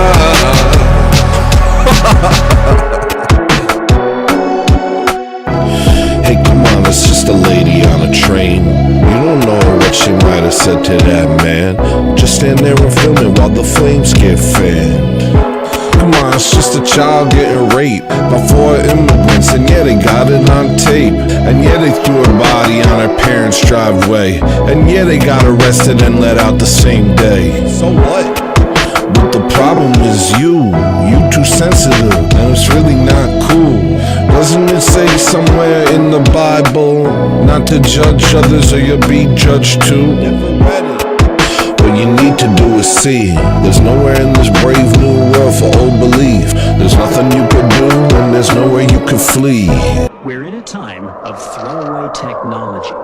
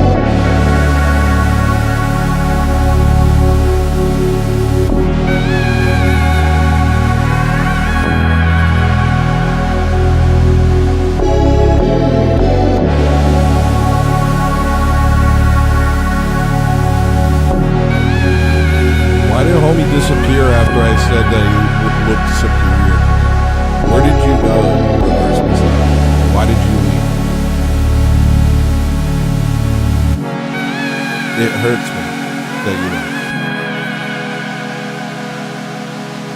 don't. I need time with you so that I can get used to you, so that I can be comfortable. And if you just leave after saying that, then it'll never happen.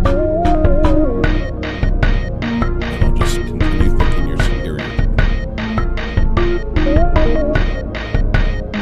Slacking on the YouTube, all straight slackers. Get down, jump the day. Get down, get down, get down, jump the day. Get down, come on, guys. 8 super chats in 3 minutes. Is it even possible? That would have to be one every 25 seconds.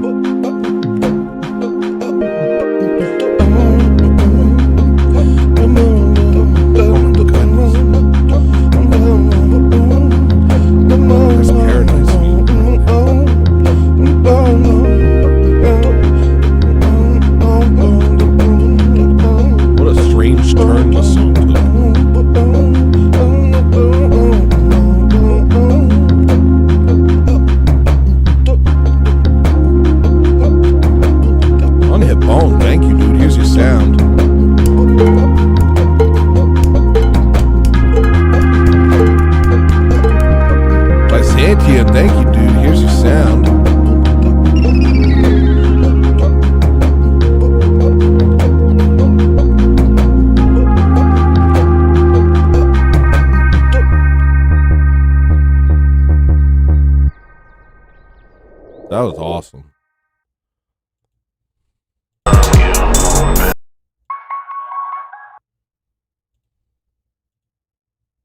Oh, let me make it so the super chats make sound. My bad. I turned it down because I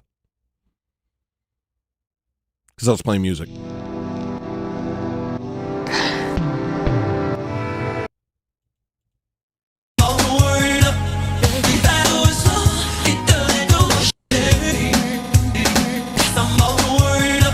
Oh boy with the 5, thank you. Here's your sound. Whiteboard 4 super chatted $5. Oh, and we hit the other goal. We hit the other goal. Let's see if we double goal it. I don't think it's possible. That was your sound. Mark, hey Mark. Freaking Mark. Thanks, dude. Here's your sound. $5.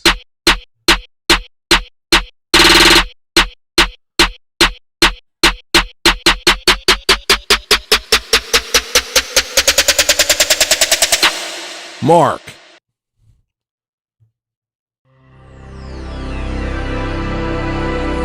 Thank you, Susan. Here's your sound. Suzanne Griffith tipped $3. Thank you, Austin. Here's your sound. At Austin D'Italio, thank you, Metal Stalfos. Here's your sound. Is this going to happen? Super chatted $5. Is it even possible?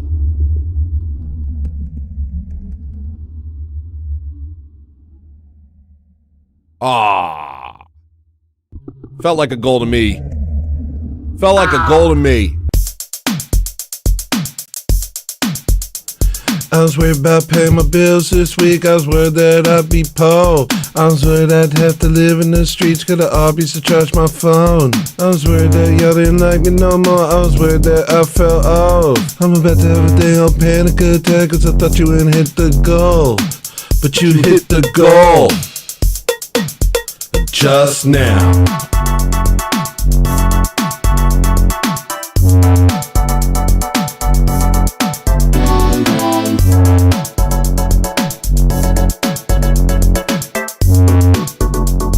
That Japanese businessman.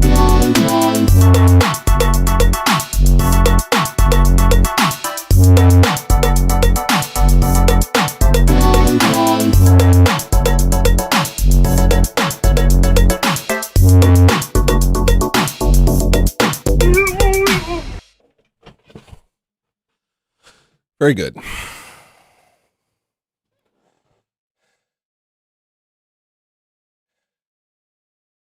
That was not a lot of dancing for me to be that tired.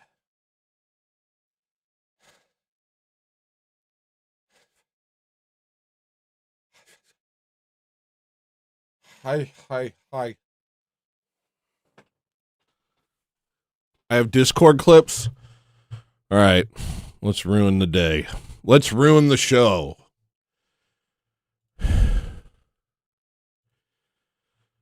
Discord clips.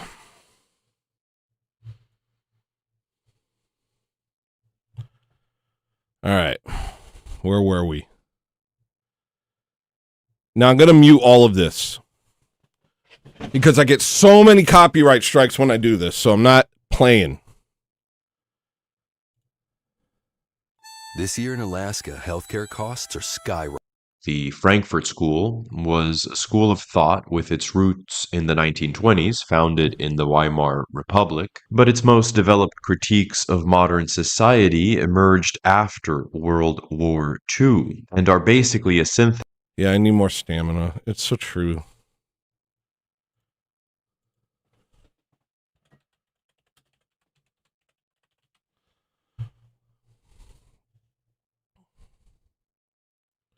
So you hate blondes with blue... Oh, that's an old thing. All right.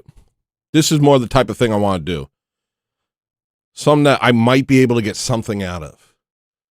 Some sort of commentary. I would never leave you. I got your back, brother. Working late and still a few minutes behind. Nose picking muscles incidentally. I would never leave cool. you. You got those muscles from picking your nose? Working late and still a few minutes behind. Nose picking muscles I should look like Brock Lesnar by now. Synthesis of Freud and Marx, a psychoanalytical neo-communism. One of the Frankfurt School's greatest thinkers, Theodore... Freaking thanks. Hitbone super shattered $5. First off, thank you, Reverse Massage. Here's your sound. Oh, come on. Take forever.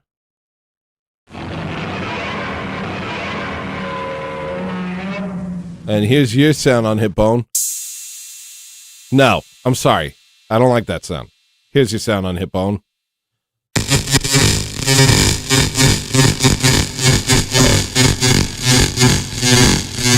Heck yeah, dude. Way better. Way better.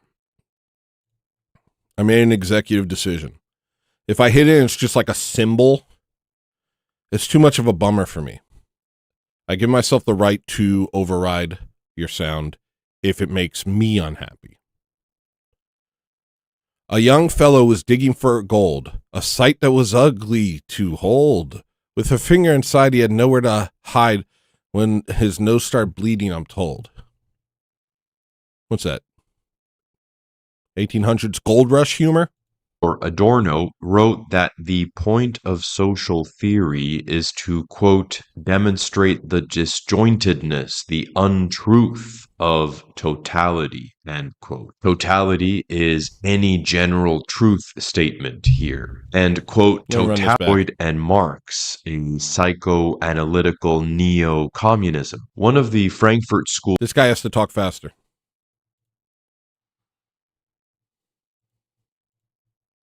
School's greatest thinkers, Theodore Adorno, wrote that the point of social theory is to, quote, demonstrate the disjointedness, the untruth of totality, end quote.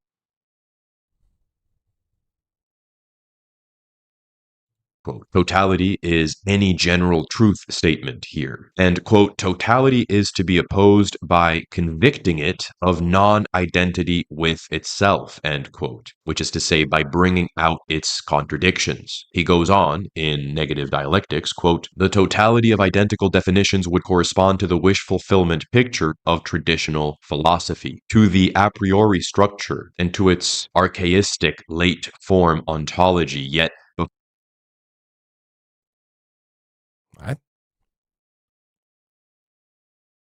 What the hell? What the Helion? What the Helsinki? What's bro yapping about? What's bro yapping about? I gotta play some background music. This is This is more than I thought I was going to be doing with my brain today.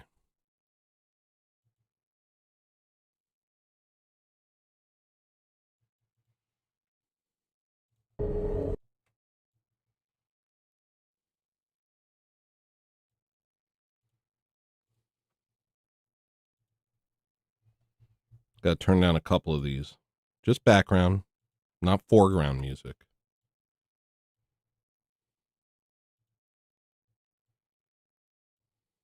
Get them all to a similar level.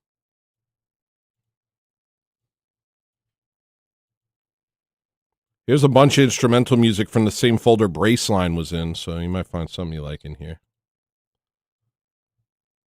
Frito.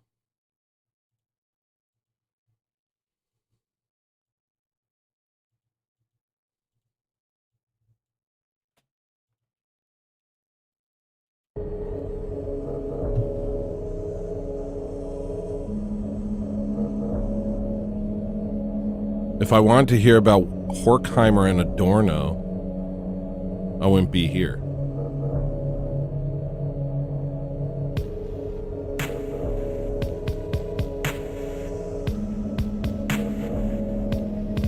Impossible to please. Before any specific content, she may be slow boy whiteboard, but she is a woman through and through. This structure is spiritualized coercion, and, quote, in other words, because that's somewhat over-involved, definitions imply some view of reality, and this view, whatever it might be, is taken to be secretly coercive. All traditional philosophy is a cover for social oppression. That's what he's saying there. Adorno's aesthetic... This guy go faster. Theory basically holds that art ends up presenting such visions faster of reality, and so perpetuating oppression. Therefore, as he famously wrote, to write poetry after Auschwitz is barbaric, because poetry, positive art, transmits an idea of truth and victimizes that which is considered to be outside that idea. Poetry leads to genocide. What this means... These people hate. They hate the truth. They hate the truth with all their heart and soul. These people hate Jesus so much. These people hate Jesus so much. They're like, how dare you make something beautiful after the thing we made up happened? And while the thing we made up happened, we were doing much worse to you guys.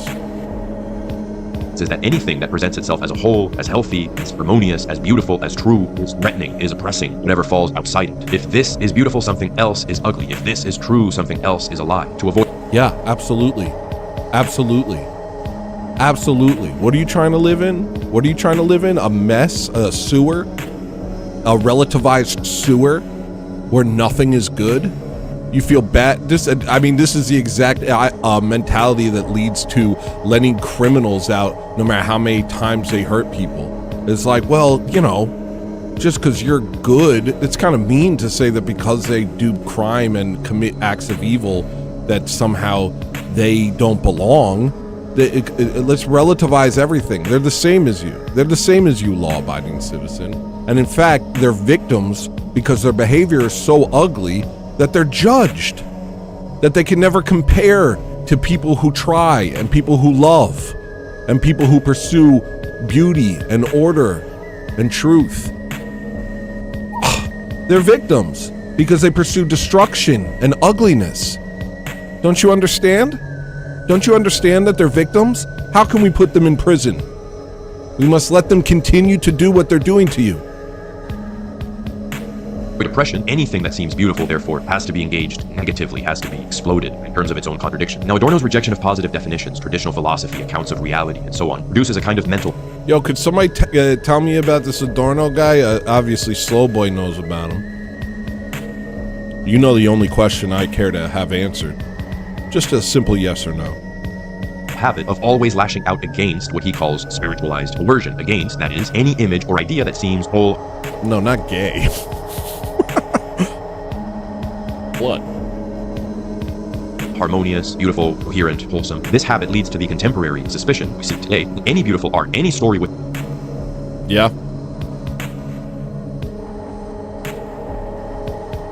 Should I start wearing a suit? I was wearing a suit for the bit. If you guys just got here, you have to watch the entire show today. The entire show today. You missed a lot.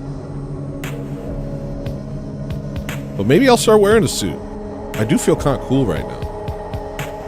The moral is, quote, fascist. The modern critic is jaded, his heart is flaccid, he hates power and beauty and strength and confidence. He has to intrude on any morality with skepticism. This kind of mental filter prevents us from seeing a beautiful thing as independent of our problem-solving mental chatter, our suspicion that it must be hiding. Pure neuroses. These people live in neuroses. And they drink the blood of Gentile babies, coincidentally. Some horrible oppression. So-called woke activism is like this. It has to make beautiful things ugly, accusing them of being oppressive, embedding them in some invented, terrible context of violence that they supposedly perpetuate, imputing on them the guilt of lulling the masses into conformity with injustice. You get a... It's so crazy. And now we have a bunch of people doing that. And how many of them are getting paid? I don't know. Oh, a different song. I see more trustworthy. Look, I'm not going to start combing my hair, but yeah, I'll throw on a suit. I'll throw on a suit. Remember when they were doing billboards of big fat black ladies? Remember? Freaking remember? Because pretty people made ugly people feel ugly? Hold that. Hold that. You should feel ugly. Do better. Virtue signaling death spiral of Puritan histrionics. The political left has unfortunately mutated away from caring about the livelihood of workers towards a struggle for all sorts of supposedly oppressed collectives. This is by now cliche to say, but it goes further. Supposed political radicalism of the sort promoted by mainstream discourse, media, large corporations, and so on, imagines itself as championing the oppressed, but more than this, it is hostile to tradition. Oh, let me reset the goal.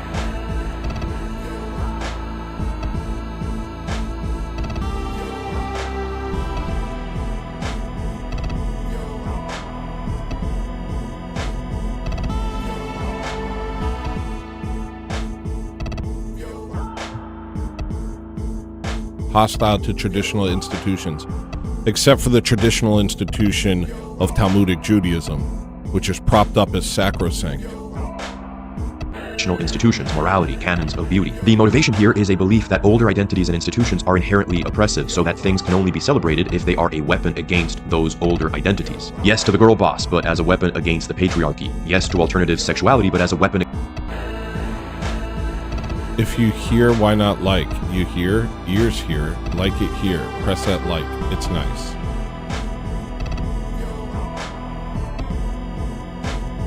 Thank you, Mark. Guys, squash the dang yike and become a member also. Otherwise you won't get Wednesday show. The Wednesday show is a lot of fun a lot of the time. Against the stodgy conservative, always as a sort of hostile gesture. Thank you, Are We Not Men? Clearest justification for this hatred of the wholesome might be found in the work of certain Frankfurt School intellectuals. Now, I don't mean that their ideas were directly taken on board by modern so-called woke activists, only that they provide a thorough understanding of the psychology and rationale of what we see today, more thorough even than what you might read in Derrida. At some point we watched a video about, what's it called? Cultural critique by, I want to say Michael McDonald, but that's the guy from that song, Only What a Fool Believes. Something like that. Whoa, I whistled and now a whistle song started. Guys. Apropos songs that are just like, how serendipitous that this is the song that played. I planned nothing. Foucault say. Now, Adorno would not have been kind to the modern wokesters. He was more radical than them. He rejected linear storytelling in cinema, or even tonality in music. He liked atonal, sort of discordant music. He was also not into sexual liberation, how it came about in the 60s. But the core of his philosophy defines a lot of the psychology that the political establishment promotes in the West today, because it's useful to break down old structures and replace them with... Somebody's leaving? So rude. Hi. Oh. I gotta go wait on Dyer. But just know that my heart is still here. Great show tonight, Tony. Thank you so much, Slow Boy. God bless you. Have a great evening. And tell Dyer to unblock Maria. And people want me to have a dance-off with them, but I'm not a dancing monkey for your amusement. I'm a dancing monkey for my amusement. New systems of control, and that's my claim. Radical Freudian and Marxist critique has actually served the power elite, not resisted it. Another Frankfurt School thinker that shared Adorno's core philosophy but took it in a more mainstream direction is Herbert Marcuse. We particularly see his influence today in the sex-obsessed nature of a lot of modern culture. In fact, crucially, the ultimate rejection of distinct forms and traditional philosophy that Adorno promotes has to end up in the rejection of gender and sexual difference, because that's the most fundamental distinction into which tradition splits the human person. Man, woman, appropriate erotic attraction, inappropriate erotic attraction, that's really the centerpiece of traditional systems, and Marcuse saw this. In Eros and Civilization, he lays out his vision for erotic energy and political revolution. His view is roughly that sexuality has been repressed because economic systems, labor relations, are oppressive. People have to be forced to... Yo, these people are mouthpieces for Satan. Straight up mouthpieces for Satan. Look at that. Look at that visage. Look at it. Take it in. Take it in. Oh my gosh! I don't know if you've heard my joke about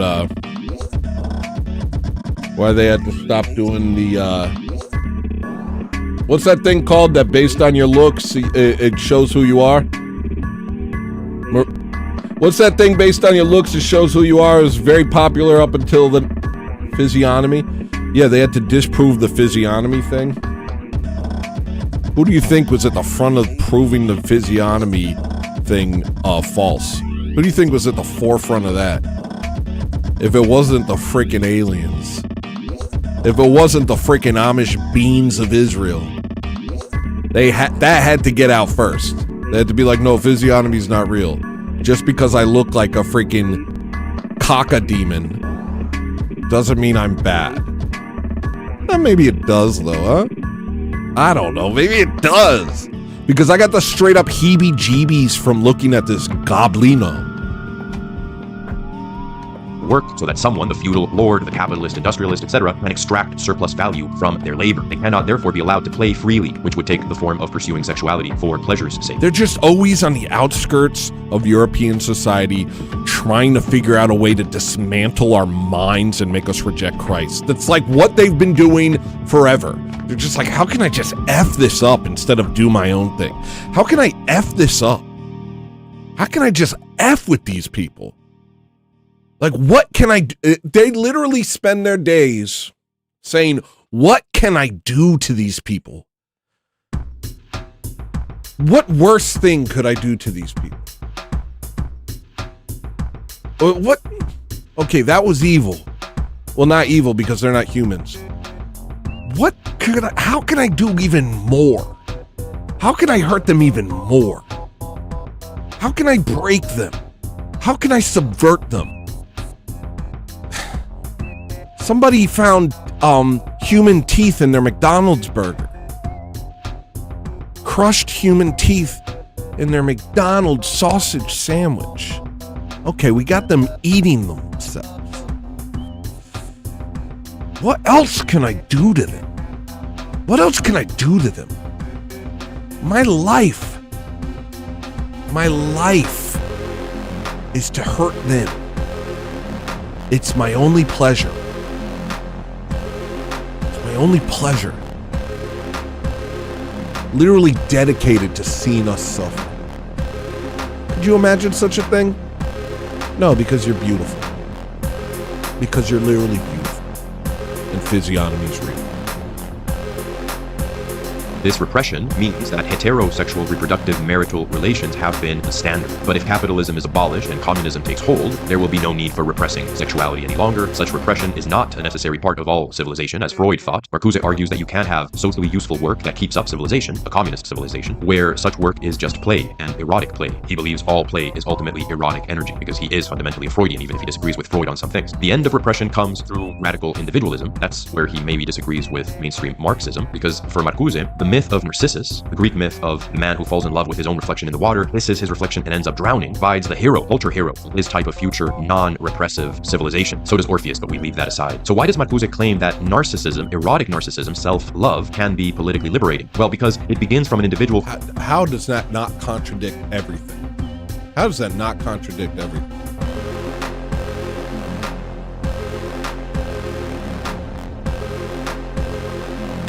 That he said before.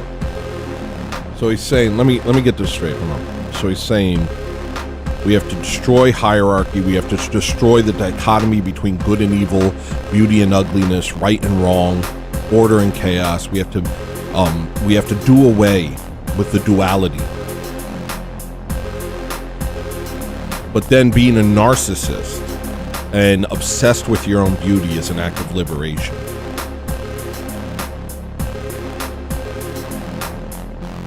It's almost like he's working from the devil up. Like, it's not even about it being meshing. It doesn't matter if his philosophical views are incongruent. The point isn't a holistic idea. The point is destroy the Gentiles. The point is subvert everything. The point is watch the world burn. Who refuses to, as he puts it, perform for society by conforming to reproductive heterosexuality. This individual refuses Freud's heterosexuality. Why are you making it sound magic? Hetero. Reality principle, so-called, is to say social norms, and from that refusal, a whole new kind of culture can be created. Marcuse writes, quote, reactivation of polymorphous and narcissistic sexuality. Okay, let me read this. No, I can't read it. It ceases to be a threat and can itself lead to culture building. He's talking about his alternative culture, communist culture. If the organism exists not as an instrument of alienated labor, as in capitalism, but as a subject of self-realization. In other words, if socially useful work is at the same time the transparent satisfaction of an individual need. End quote. This is all very Freudian. The idea is that the initial experience of life is narcissistic. In other words, like, if I don't wanna. In other words, I don't wanna, it's too hard. That's what you're creating with that. You're creating a society of, I don't want to do that, it's too hard. That's what you're doing. Do you think that you can build a society with a bunch of I don't want to do that? This is why I hate artists and thinkers. They're so stupid. You know, they live because of modernity. They live because of men who didn't want to but did it anyway. Who built societies and buildings and armies and police forces and suffered to create a better life for the people around them. And that's the only reason an artist gets to prance around like a precious goo-goo vagina. Goo-goo vagina. Yeah, I'm the greatest artist of my generation. That's besides the point. I hate artists. Because they want a world where it's like, I just want to be an artist. And so because they don't want to deal with the internal contradiction of you're not actually contributing to society. You're just kind of a weirdo. Well, no, that can't be true. I have to be the hero of my story. And I don't like struggle. I like making art. Okay.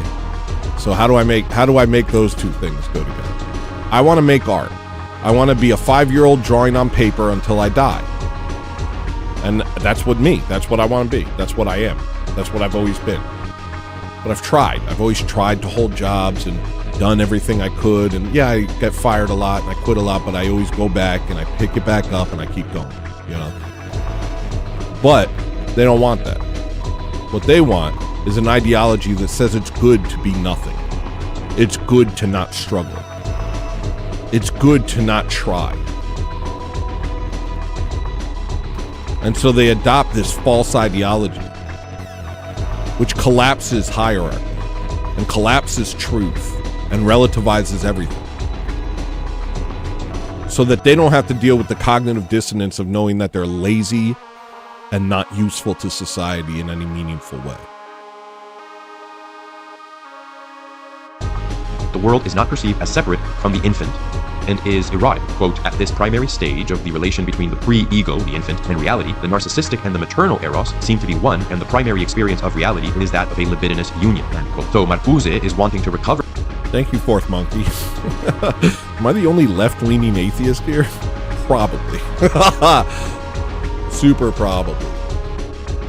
for that sense of unity between the infant and the mother, Narcissus and his own reflection in the world, he doesn't see himself as different from the world, in adults, which is pretty repulsive. But again, he's building on the incorrect premises that he gets from Freud. Such a polymorphous, narcissistic eros, erotic orientation, in a civilization where no repression is required by productive needs and labor relations, a communist civilization, will make the whole body of the individual erotic, not just certain specific parts of the body that are considered sexual features. And indeed, and this, you see the Darwinianism in this, is the idea of like, this is literally what these people think. They think that underneath it all, we're all just animals.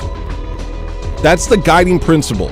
Welcome, atheist. That's your guiding principle, that you evolved from an animal, and that ultimately what you are is an animal. And so all of this other stuff, this is bravado. This is this is all false. All this culture, all this societal restraints, all of this controlling your behavior. What that is an oppression of your inner beast. Where else can you go? You're a beast. You're a beast of the field. You're an animal. You're an animal pretending to be more than an animal. You're an animal pretending to be more than an animal. And that's the obvious conclusion of every atheist. Yes, I wear my clothes and I follow the laws but underneath it all, I am an animal. And all of it is a false identity. It's all a false identity. It's all a lie I tell myself. And these people pray. They needed the foundation of Darwinism in order to convince people to let go of everything that makes them yearn for Christ, that makes them yearn for goodness, that makes them yearn for truth. No, abandon all that. Embrace being a monkey. Embrace being a rabid dog. All of that stuff is getting in the way of your true nature, which is a beast. The actual truth is we were made in God's image, and we're fallen. And we need to control ourselves. We need to suffer. We need to struggle to be better. But without the impetus, we fall into the devil's lie that we're just animals. There's two directions, up and down. Are you going to spend your life believing that your true nature is an animal? Or are you going to spend your life believing your true nature is someone built in the image of God? Because if you believe that your true nature is an animal, then you are lying to yourself if you're not acting like an animal. And so you are incongruent with your own ideology. There's one way, Christ's way. You have to go up. You have to fight your fallen nature because you are not an animal. Your nature is fallen, but you're made in the image of God, and your birthright is eternity. But the devil wants to convince you that you're an animal so that you act like an animal, so that you believe you're an animal, so that everything that makes you want to be good feels like a form of oppression, so that he can drag you to hell. At reverse_massage super chatted $1.99. Thank you, Reverse Massage. Here's your sound.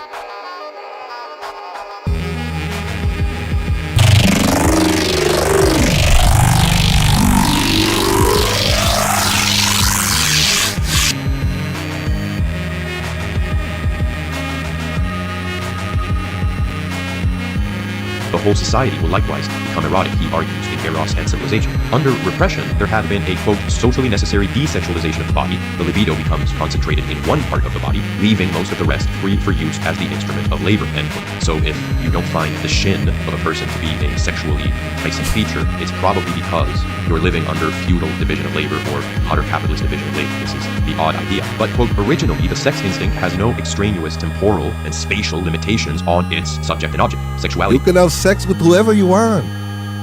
Even you, doctor? Yes, but of course. Let's end our therapy session right now and make love. $1.99. After all, we are animals.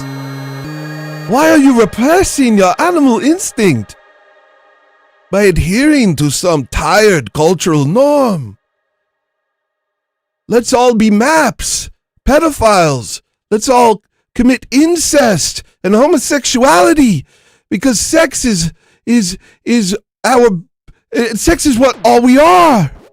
All we are is blood and sex. Please, come to hell with me, Gentile. Is by nature polymorphous perverse. The societal organization of the sex instinct taboos links into a taboo as perversions practically all its manifestations which do not serve or prepare for the procreative function. End quote. So Mercusa is. Oh, here's your sound reverse massage.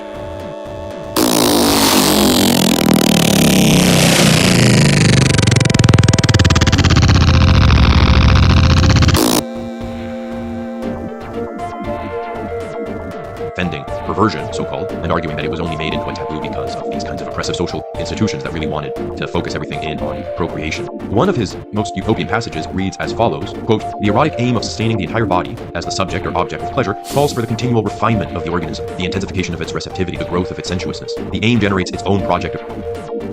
If Elon Musk has his way, robots will fart in all of our faces. Just so you know. Just so everyone's clear on this, if Elon Musk has his way, you know, at the end of 1984, and they said, if you want to imagine the future, imagine a boot stomping on a human face forever. What it actually is if you want a vision of the future, imagine a robot butt, robot farting in your dang face forever. Realization, the abolition of toil, the amelioration of the environment, etc., the creation of luxury. All these activities flow directly from the pleasure principle. There is sublimation and consequently culture. This sublimation proceeds in a system of expanding and enduring libidinal relations, which are in themselves work relations. The idea of an erotic tendency towards work is not foreign to psychoanalysis. Freud himself remarked that work provides an opportunity for a very considerable... This is making me think of too many things. I shouldn't say this. It's gonna take me off track, but the Tesla F-dolls made me think of Nick Fuentes talking about how much he wishes he could marry an OnlyFans model.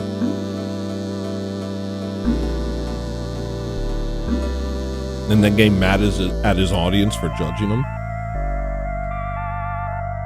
That's like an iDubbbz level heel turn. That's an iDubbbz level heel turn.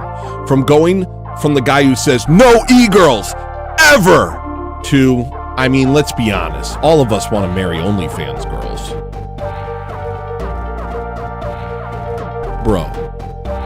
Bro, that's an iDubbbz level heel turn. Lord have mercy.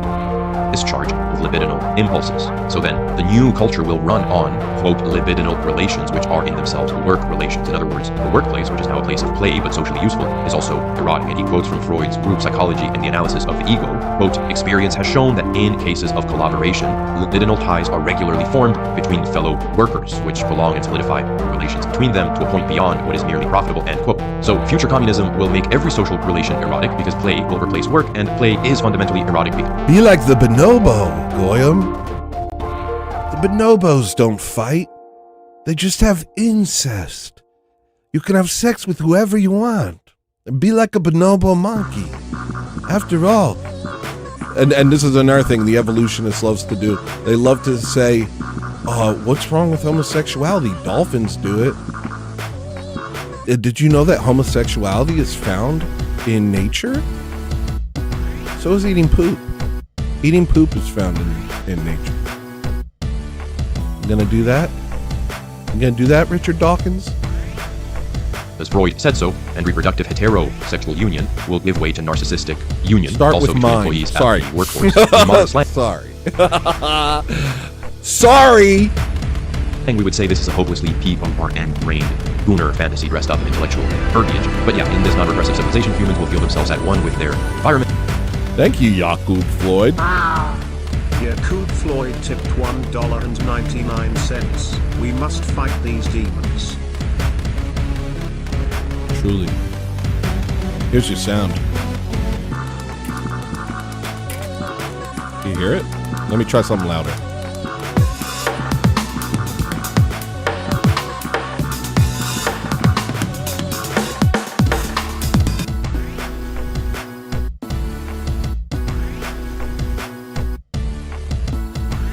even as the infant feels at one with its mother. And so environmentalism in particular, the idea of melting into your environment and taking care of your environment, Narcissus as in love with his reflection, and therefore with the water in which he is reflected, becomes key to the whole vision of Marcusean communism. Marcuse gets into this in his key essay on environmental activism called Ecology and the Critique of Modern Society. And it's important because also nowadays we see that environmentalism, systemic environmentalism, not genuine environmentalism, has become kind of the centerpiece in many ways of... How much? Yeah, that's true. All of our modern world is based around trying to save the world from us. Trying to save the world from us. They say reduce carbon emissions. And they never mention that you're made of carbon. We have to reduce the carbon. A lot less carbon. Dominant discourse of the dominant ideology.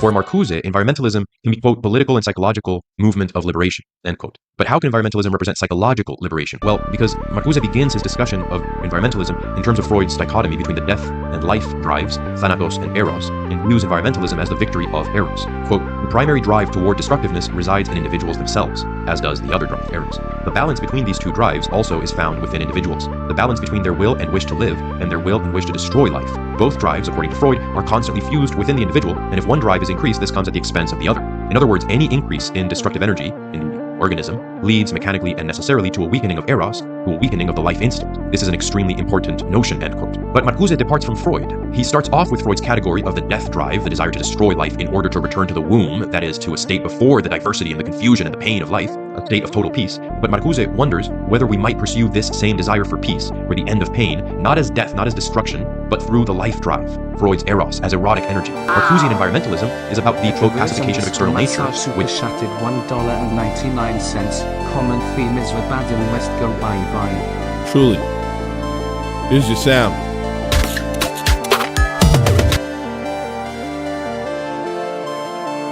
Which in turn will pacify, quote, nature within men and women. Environmentalism should shift the balance within individuals towards life, towards the erotic, over death. We could view this idea that a DR John Danger super shattered $2. Super Nigerian vibe power here. Excellent. I don't know what that meant. Here's your sound.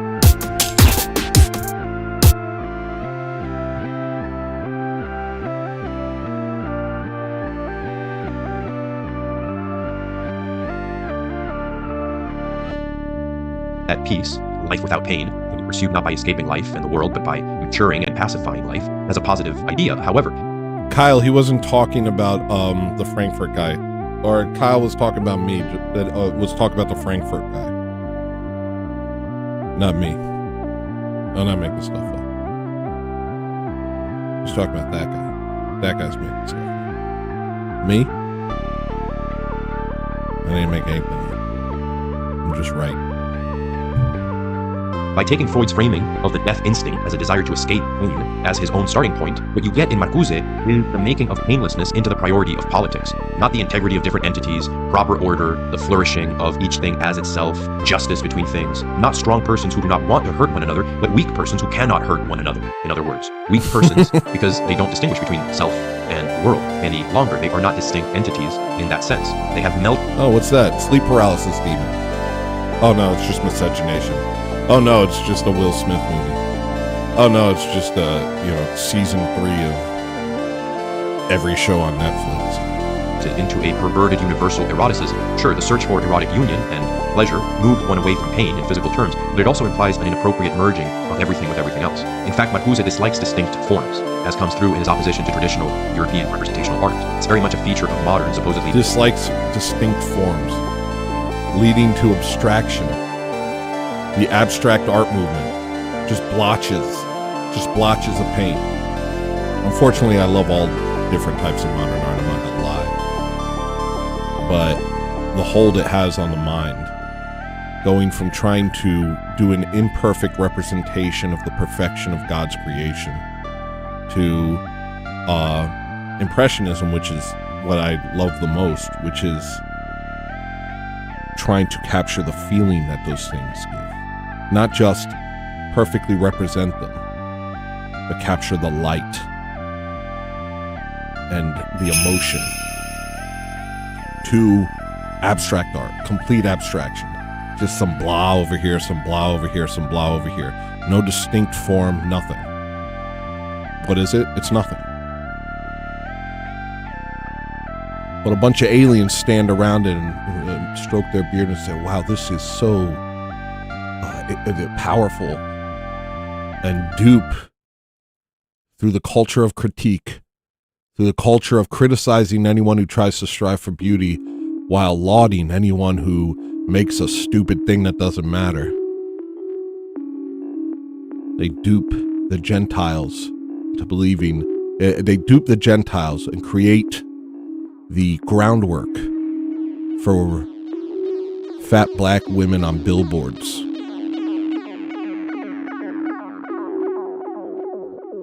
Radical politics that every struggle gets joined to the push for non-traditional forms of sexuality, prominently today transgenderism, for example, because the underlying logic is that you have to break down distinct forms, and erotic energy is the best way to do that. So we can sort of pause here and look at the argument as Marcuse lays it out. The underlying logic, which agrees with Adorno's own fundamental core premise, is that when a thing is beautiful, it implies that whatever is outside of it is ugly. If something is attractive, something else is unattractive. If something is normal, something else is abnormal, etc. And any standard, therefore, implicitly justifies hierarchy and oppression. Beautiful. Standard for behavior, for instance. Standard for behavior. I don't know. It appears that the ugliness of acts comes out in the ugliness of a person. It appears to me that if you spend your life in the passions, it kind of pours out of you in a way that people can see. You know how sometimes you'll see somebody and you just know they're masturbating all the time? It's like, you just see it. You can just see that they're beating the meat a lot. I don't know how to explain it. You can just tell.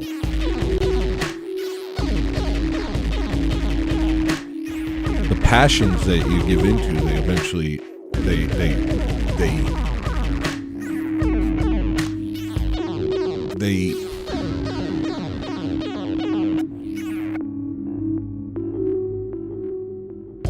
change the direction of your life. Like a single person can be born,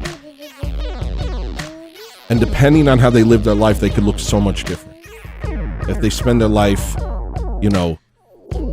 spitting putrid hatred, their face is going to become narrower, but that same face, if they spent their life smiling and in prayer and stuff like that and forgiveness, that face would have this sort of lightness to it. This literally happens.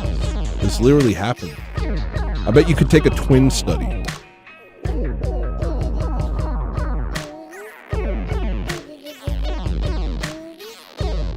and have two twins live entirely different lives. One, give in to all the passions. One, live under the code that we're all animals. The other, live under the code that we are made in the image of God.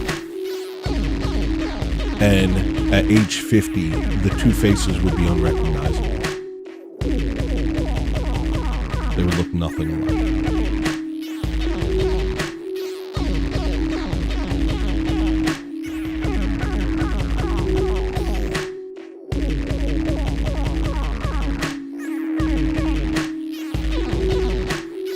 And one of them would be a tranny. Over the ugly, and the oppression of conforming the ugly to the standard of the beautiful, etc. It's therefore moral to reject beauty, to be ever critical of beauty, to deconstruct it. This rejection... You know what I'm saying? You see it. You just see it. You just see it. Is actually the Freudian death. Yeah. I don't know what it is. You can just see it. I don't know. You can, vibes are real. Vibes are real. You get vibes from people. You know what they are. And it takes a lifetime to learn to trust that. I can't tell you how many times I was like, no. And I was like, and then this guy got in my head. Or some proponent of this guy through some book or some movie, something I've ingested, said, oh, Tony, don't believe your mind. Don't believe the feeling in you that's screaming, get away from this person. That's so rude. That's so judgmental. What you should do is just ignore that and get close to this person. Never once have I been wrong. Every time when that trial was over, I thought to myself, I wish I listened to my instincts. Death drive, an inherent desire to escape pain, belief behind life, including all of its injustices, its hierarchies, its oppressiveness, but also its harmony, its order, its beauty, and to return to the blissful sleep of the womb, of unity with the mother. But, says Marcuse, the more fruitful and politically powerful way to pursue this drive of escaping from the pain of life is through erotic energy, melting the distinctions between things, erasing hierarchy and oppression, and all categories by merging together. And this is pursued and manifested principally as the merging of the individual with his environment. So environmentalism becomes the sort of centerpiece of erotic communism that Marcuse has in mind. So if we switch gears here and look at some recent contemporary environmental activism, which may reflect some of this, we find that there was something symbolic about the vandalizing of famous art pieces by the Just Stop Oil environmentalist group a year or two ago, because what did the destruction of art, especially representational, culturally significant art, European art, have to do with saving the planet? True, people travel to see these pieces and burn fossil fuels to do it, but folks travel for all sorts of reasons. Well, this was very consistent with Marcuse. Here's what he had to say when discussing his opposition to, quote, the representational art of Europe. This art represented the world as a world of things to be dominated and owned by men. This is the art of the people who have nothing inside. Destruction is the art of those who have nothing to offer. So they can pat themselves on the back and say what I did was meaningful. By destroying, I've paved the way for something better. A world full of people with an ideology that says nothing's ever my fault and nothing is required. And thereby falsify the world. Now, Marcuse's identification here of representational and traditional and specifically European art, for some reason, with oppression tells us that he shares Adorno's premise that any positive statement, any coherent form, implies repression. Beautiful art, a linear story with a moral, even musical harmony for Adorno, whatever it is, it puts forward an ideal that so offends and oppresses whatever doesn't fall in line with that ideal. Representational art, the distinct nature of things in themselves, implies domination because Marcuse's concept of liberation is a version of Freud's death drive. We have to escape from life, but as the search for erotic release, in Marcuse's case. It's the perverted desire to destroy distinction and merge together. A revolutionary art, in contrast, quote, must be shaped in such a manner that it reveals the negative system in its totality and at the same time, the absolute necessity of liberation, which is an overly complicated way of saying that art should be negative, critical, opposed to tradition. The Nike slogan is useful in certain ways. I found in artistic endeavors the Nike slogan is very helpful. Because you can get in your head and not do something because you're like, that's too complicated. I can't tell you, the part of the way I grew into the artist that I am was being like, I don't know how I can even do that. And then just being like, just go. Because the entirety of it is more than my mind can hold. But all I have to do is take the first step and try something. And then refine that thing and keep going. And then eventually you have the thing that you envisioned in the first place. But you can become you can have like an analysis paralysis if you kind of sit there thinking, oh, I can't do this. And that was like a big moment for me as an artist. I remember, I think it happened in Austin, actually, where all of a sudden I was like, no, I just ignored the part of me that said, that's too crazy. You don't have the right equipment. You don't have this. You don't have that. You just can't do it. And I was just like, well, I can hum this melody and I can start there and then, just keep going. And just the simple act of being like, just start, just do it, instead of being paralyzed by the idea of the final product being too insurmountable.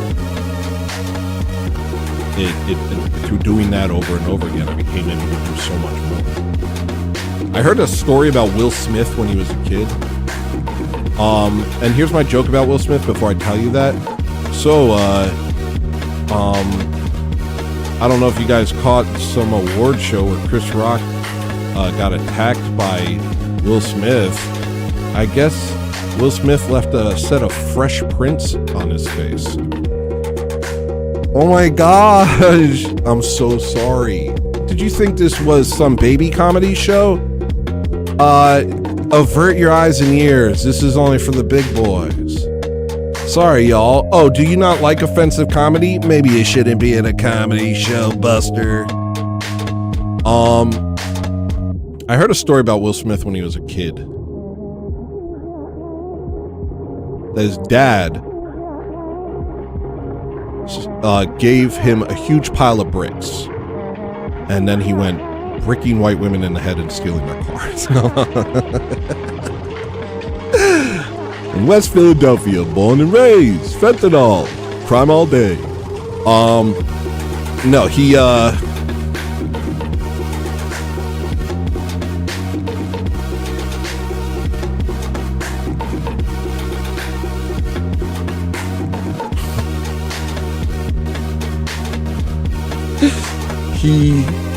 his dad gave him a bunch of bricks, and him and his brother were told that they have to build a brick wall in the yard. And he told them the measurements and the size and how big this wall had to be. And he didn't tell them why they had to do it. And it took them a long time because the wall was massive. But every day they would go out, or every week, or however long, they would keep going back to this wall and laying another brick, or laying a bunch more bricks. So eventually, they made this massive brick wall. And when they finally did it, and asked what it was for, his father said something to the effect of, "It's so that you know that nothing is insurmountable. You just have to keep working at it."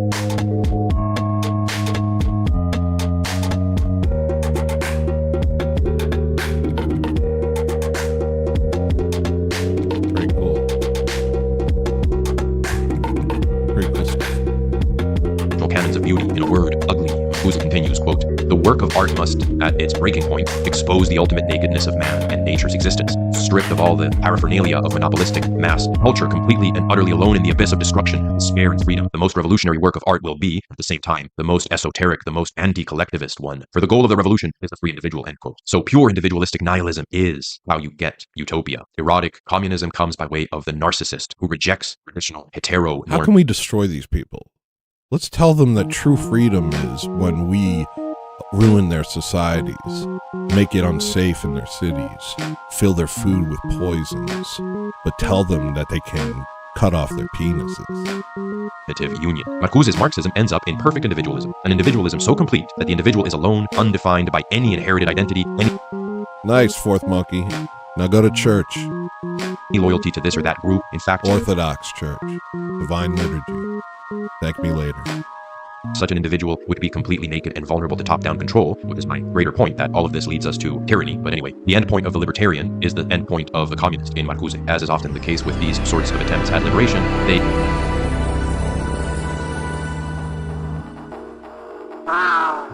Yakub Floyd tipped $1.99. As an artist, it is my duty to create beautiful art. Reject Hook-Nose art. Truly. Here's your sound. And that was a scary monster. Okay, we're almost at the end of this video. See, this is the type of thing I like. If you guys want to send me clips, stop sending me freaking TikTok slop. Start sending me something like this. I know it's a slog, but it gets my synapses fired. What's that? That's from something. I remember that from like 2018. 6'7", yo. Chicken jockey, my dog. Alright, sorry. They lead to increased control on the part of government and corporate structures. While it was attacking art, Just Stop Oil, a group of activists, was calling for governments to invest more in renewable technologies. So if representational and traditional art is part of the problem somehow, technology is the solution. Technocracy replaces culture and identity. Just as the individual's ultimate right to determine everything, even his own gender identity, requires a strong medical establishment, a state to guarantee hormone treatments, surgery, hate speech laws to give you and protect your new identity. Yo, did you notice how they just like inserted protected classes like over the past 5 years? That was something I've noticed. And everyone was just like, oh, okay. It's like, yeah. We were all just like, oh, okay. Some classes are protected. Can't make fun of Muslims, can't make fun of Jews, can't make fun of blacks. Say what you want about Jesus. Go crazy. Say anything. Say anything about whites. Say anything about Christians. Say anything about Jesus. How could you believe in white supremacy in this day and age? You don't. You're a liar. You're lying. Because this is a white country. And every white country to speak of in Europe has these laws that favor everyone but the white people, that favor everyone but the Christian. Calls them protected classes. Why? Why?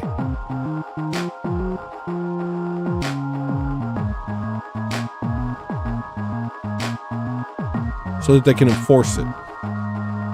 So that they can turn it into laws.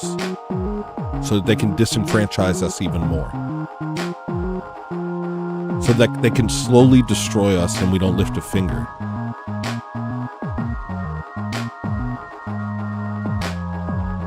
There is no other goal.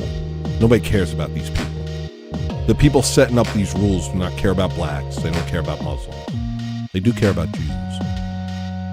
Out in the world. So you get the total individual, the total individualism of this kind of mentality, leading to the total collective, the total collectivism, dependence on external systems. Again, far from resisting coercion, the rejection of healthy community and identity, of natural authority, including that of the family, which Marcuse is attacking because he's attacking traditional reproductive eros, precisely leads to pathological, tyrannical authority. You don't get free. You actually... I hear Mencius Moldbug is looking towards orthodoxy. Yo, glory to God. We got Hideo Kojima. We got Mencius Moldbug. Never thought I'd see that. Mencius Moldbug is Jewish. But he kind of started the alt-right with his essays in the 2000s. Pretty interesting. Pretty interesting. I almost feel like maybe it's real. Who knows? It looks kind of weird. He does look weird.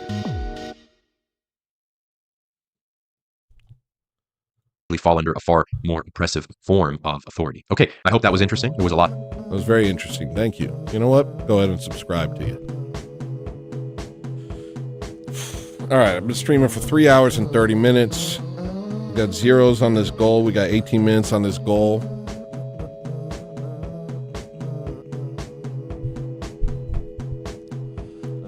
Metal Stalfos, you are worth more than me. You understand that? We need people who build. We need people who protect. We need people who defend. We need people who fix. Artists are for when all that other stuff is done. I'm like a prehensile tail. I'm of no use if the society itself is sick.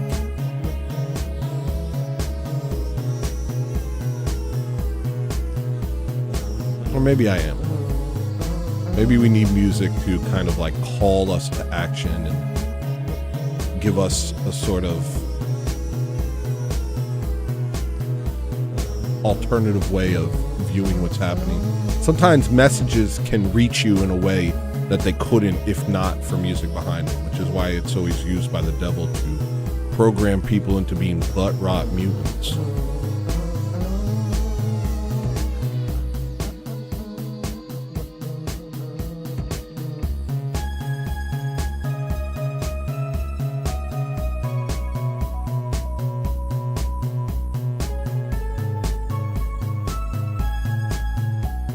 What did Force Smoke say? Let me see. I am curious though, who do you dislike more, atheists or Muslims? Those that got the wrong picture or those that don't see the picture at all?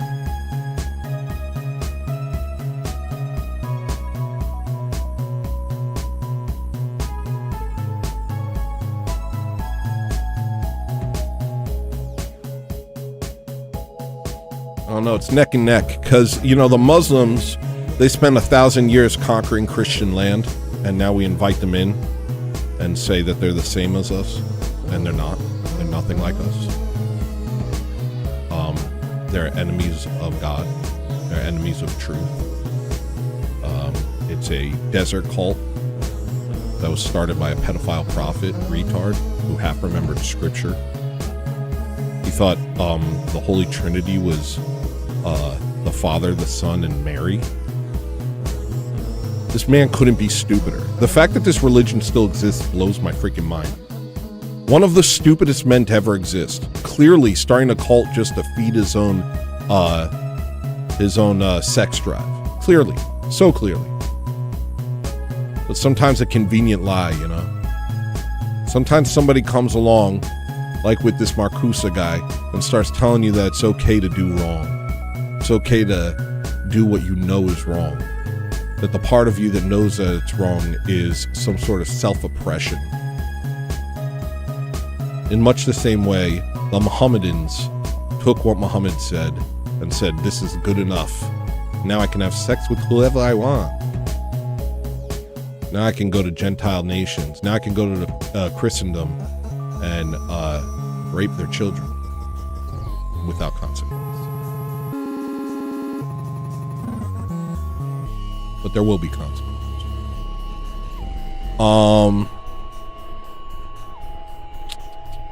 So that happened for 1,000 years. Most of the Muslim world, most of what people consider the Muslim world was originally Christian lands. It's originally Christian countries. The shape of the mosque was based on the Orthodox churches.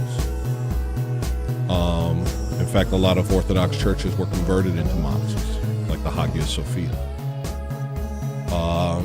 So they've been our enemies since the time of Muhammad. And the things they've done to us are unfathomable. The things they've done to our women, our children, our saints are unfathomable. But in the 20th century, the atheist, communist, Bolshevist ideology killed, raped, tortured dozens of millions of us. In the name of exactly what we just saw today in this Marcusa thing. They called it unmasking. Kind of like what I was talking about earlier. That every identity is actually a mask. And what they would do is unmask people. Beat the Christianity out of them. Torture the Christianity out of them. Because the Christianity was a lie and their true nature was a blank slate. That could be formed into whatever was necessary for the communist state. That was a very Jewish movement, but it was also a very atheistic movement. So I hate you both equally.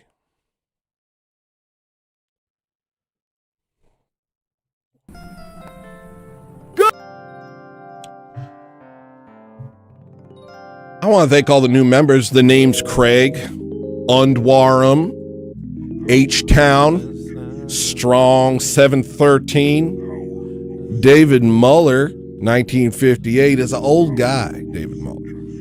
He's a survivor. Mr. Fist 07, Devanotaro, my neighbor Notaro, my Tabor Notaro, Dane Snyder, Turbo Diesel, Beef Sleazy, Wilhelm, Anders Gayeth, Quinn Temple, 5600, Ben Folds 5 Chairs, Raven 2001, I mean, a bunch of, yeah, thank God, Dr. E. Vales, Trench Deacon, Josiah Elleron, Are We Not Men?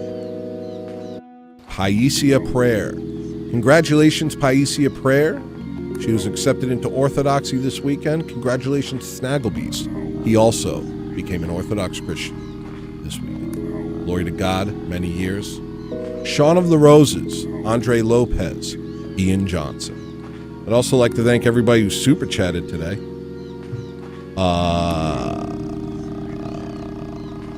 Yakub Floyd, Dr. John Danger. Wait, why did it say Metal Stalfos said that? That was weird. It said Metal Stalfos said Super Nigerian Vibe Power here, but it was actually Dr. John Danger. Reverse Massage, Unhit Bone, Austin Natulio, Undwarum, Metal Stalfos, Susani Griffith, Mark AK-47, Slowboy Whiteboard, Byzantium Big Boss, The Cheap Chimp, Shoreline Skirt, The Jason Unchained, Zorched, Chase Crosp, Taylor The Edge, Average Redhead, Alyssa Hope, Black Flame Nova, Snagglebeast, Frito,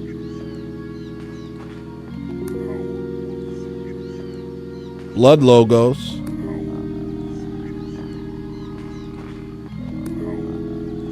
Also a bunch of gifted memberships, I think. No, a bunch of new members or something. I don't know. I want to thank everybody who came out here. I want to thank everyone who super chatted me. I want to thank everyone who got themselves a membership. I'll see you on Wednesday. And also, I'll give you the Discord link on Wednesday so you can join the Discord. And I just want to thank everyone for saying good job to me and being so nice to me. I love you all. I want you to have a great life. If you're not Orthodox, become Orthodox. If you are Orthodox, go to church!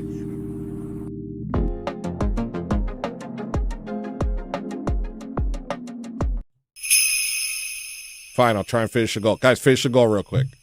What the heck? That's so anticlimactic. No. I'll just hang out in the ending. Bye. All right, people, let's hit this goal. It's the show's over. This is a show over goal. Goal ends in 10 minutes. That means one super chat a minute and you win the prize. And I'll leave this ending area and do one more dance for you and then send you on your way. So go ahead and do it. Don't be afraid. Don't be afraid of the numbers. Don't be afraid of the bumpers. The number is 10. The bumpers is bumblebees. Be strong. Everybody be real strong to hit the goal. That's made by Jim Bob hitting the goal. That's Austin DeTulio hitting the goal. Only 2 people that hit the goal. We need a few more people to hit the goal. Go and shuffle and go. Show's over. Don't know. Everybody hit the goal. Hit goal. 8 more and we hit the goal. Unhit bone and he hit the goal. 3, 3, 3, 3. 7 more and we hit the goal. That's a dang old thing and a dang old thing. And a metal style folks almost hit the goal. Reverse massage, that one don't count, but total graffiti, he said schmoll. Zorch said, hey, that doesn't count, but I appreciate the money and put it in my mouth. I'll buy like a hot dog with it. Oh crap, this is gonna happen. Bree just tipped 5, and I do appreciate that, but oh gosh, I'm so confused what's happening. Teal Super Chatter higher on the YouTube goal. I don't have the overlay one, and I'm not leaving to check it. I apologize. This is a YouTube goal. 5 left, and if you don't do it, then I have a cleft palate.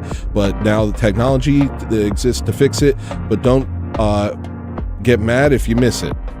5, let's go. That's a bloody Clarence, and he hit a dang old 5 on it, and that's 6 out of 10. And my bad, good job. Thank you, Reverse Massage. Good job, you, dude. We're making it happen. This is like a auction. You're auctioning it. Auction in it. Everybody auction in it. The number stopped going up. Did the number stop going up? I know that we had more. What's going on?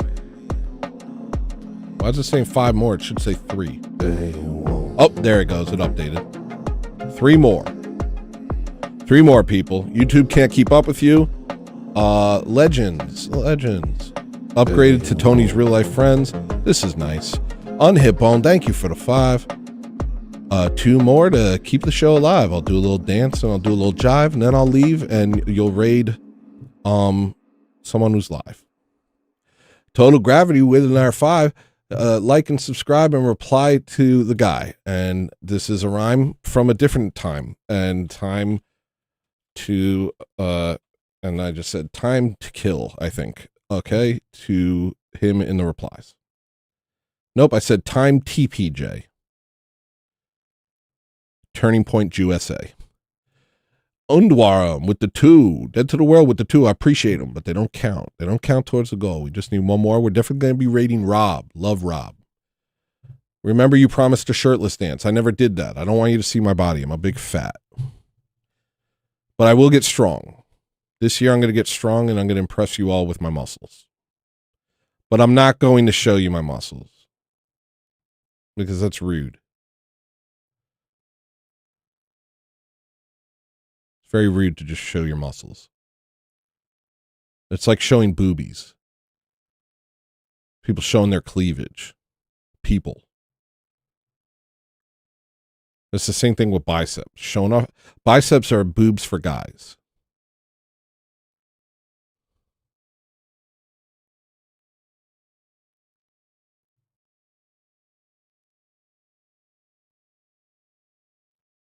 Okay. Thank you, Detulio. Hey, hey. You know what that means, baby. I was worried about paying my bills this week. I was worried that I'd be poor. I was worried I'd have to live in the streets. Could Arby's to charge my phone. I was worried that y'all didn't like me no more. I was worried that I fell off. I'm about to have a day on panic attack, cause I thought you wouldn't hit the goal. But you hit the goal. Just now.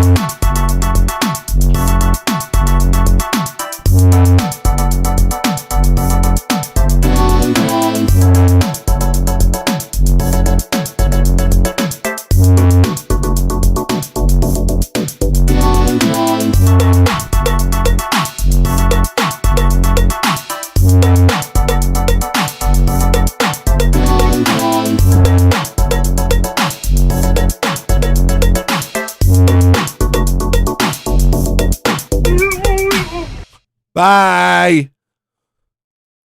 Well, now you just got to do it like this. Hold on. Let me raid the next person. Killer show today, John. Nice work, John.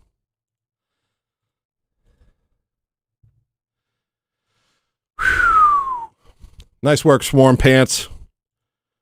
Knocked it out the freaking park, Seymour. I don't see him live.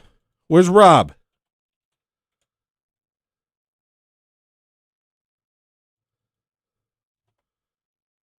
All I see is Ancient Faith, Jay Dyer, and Rattlesnake.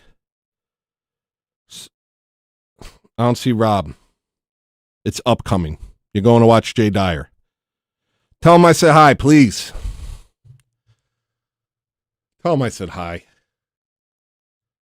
We got off on the wrong foot 5 years ago.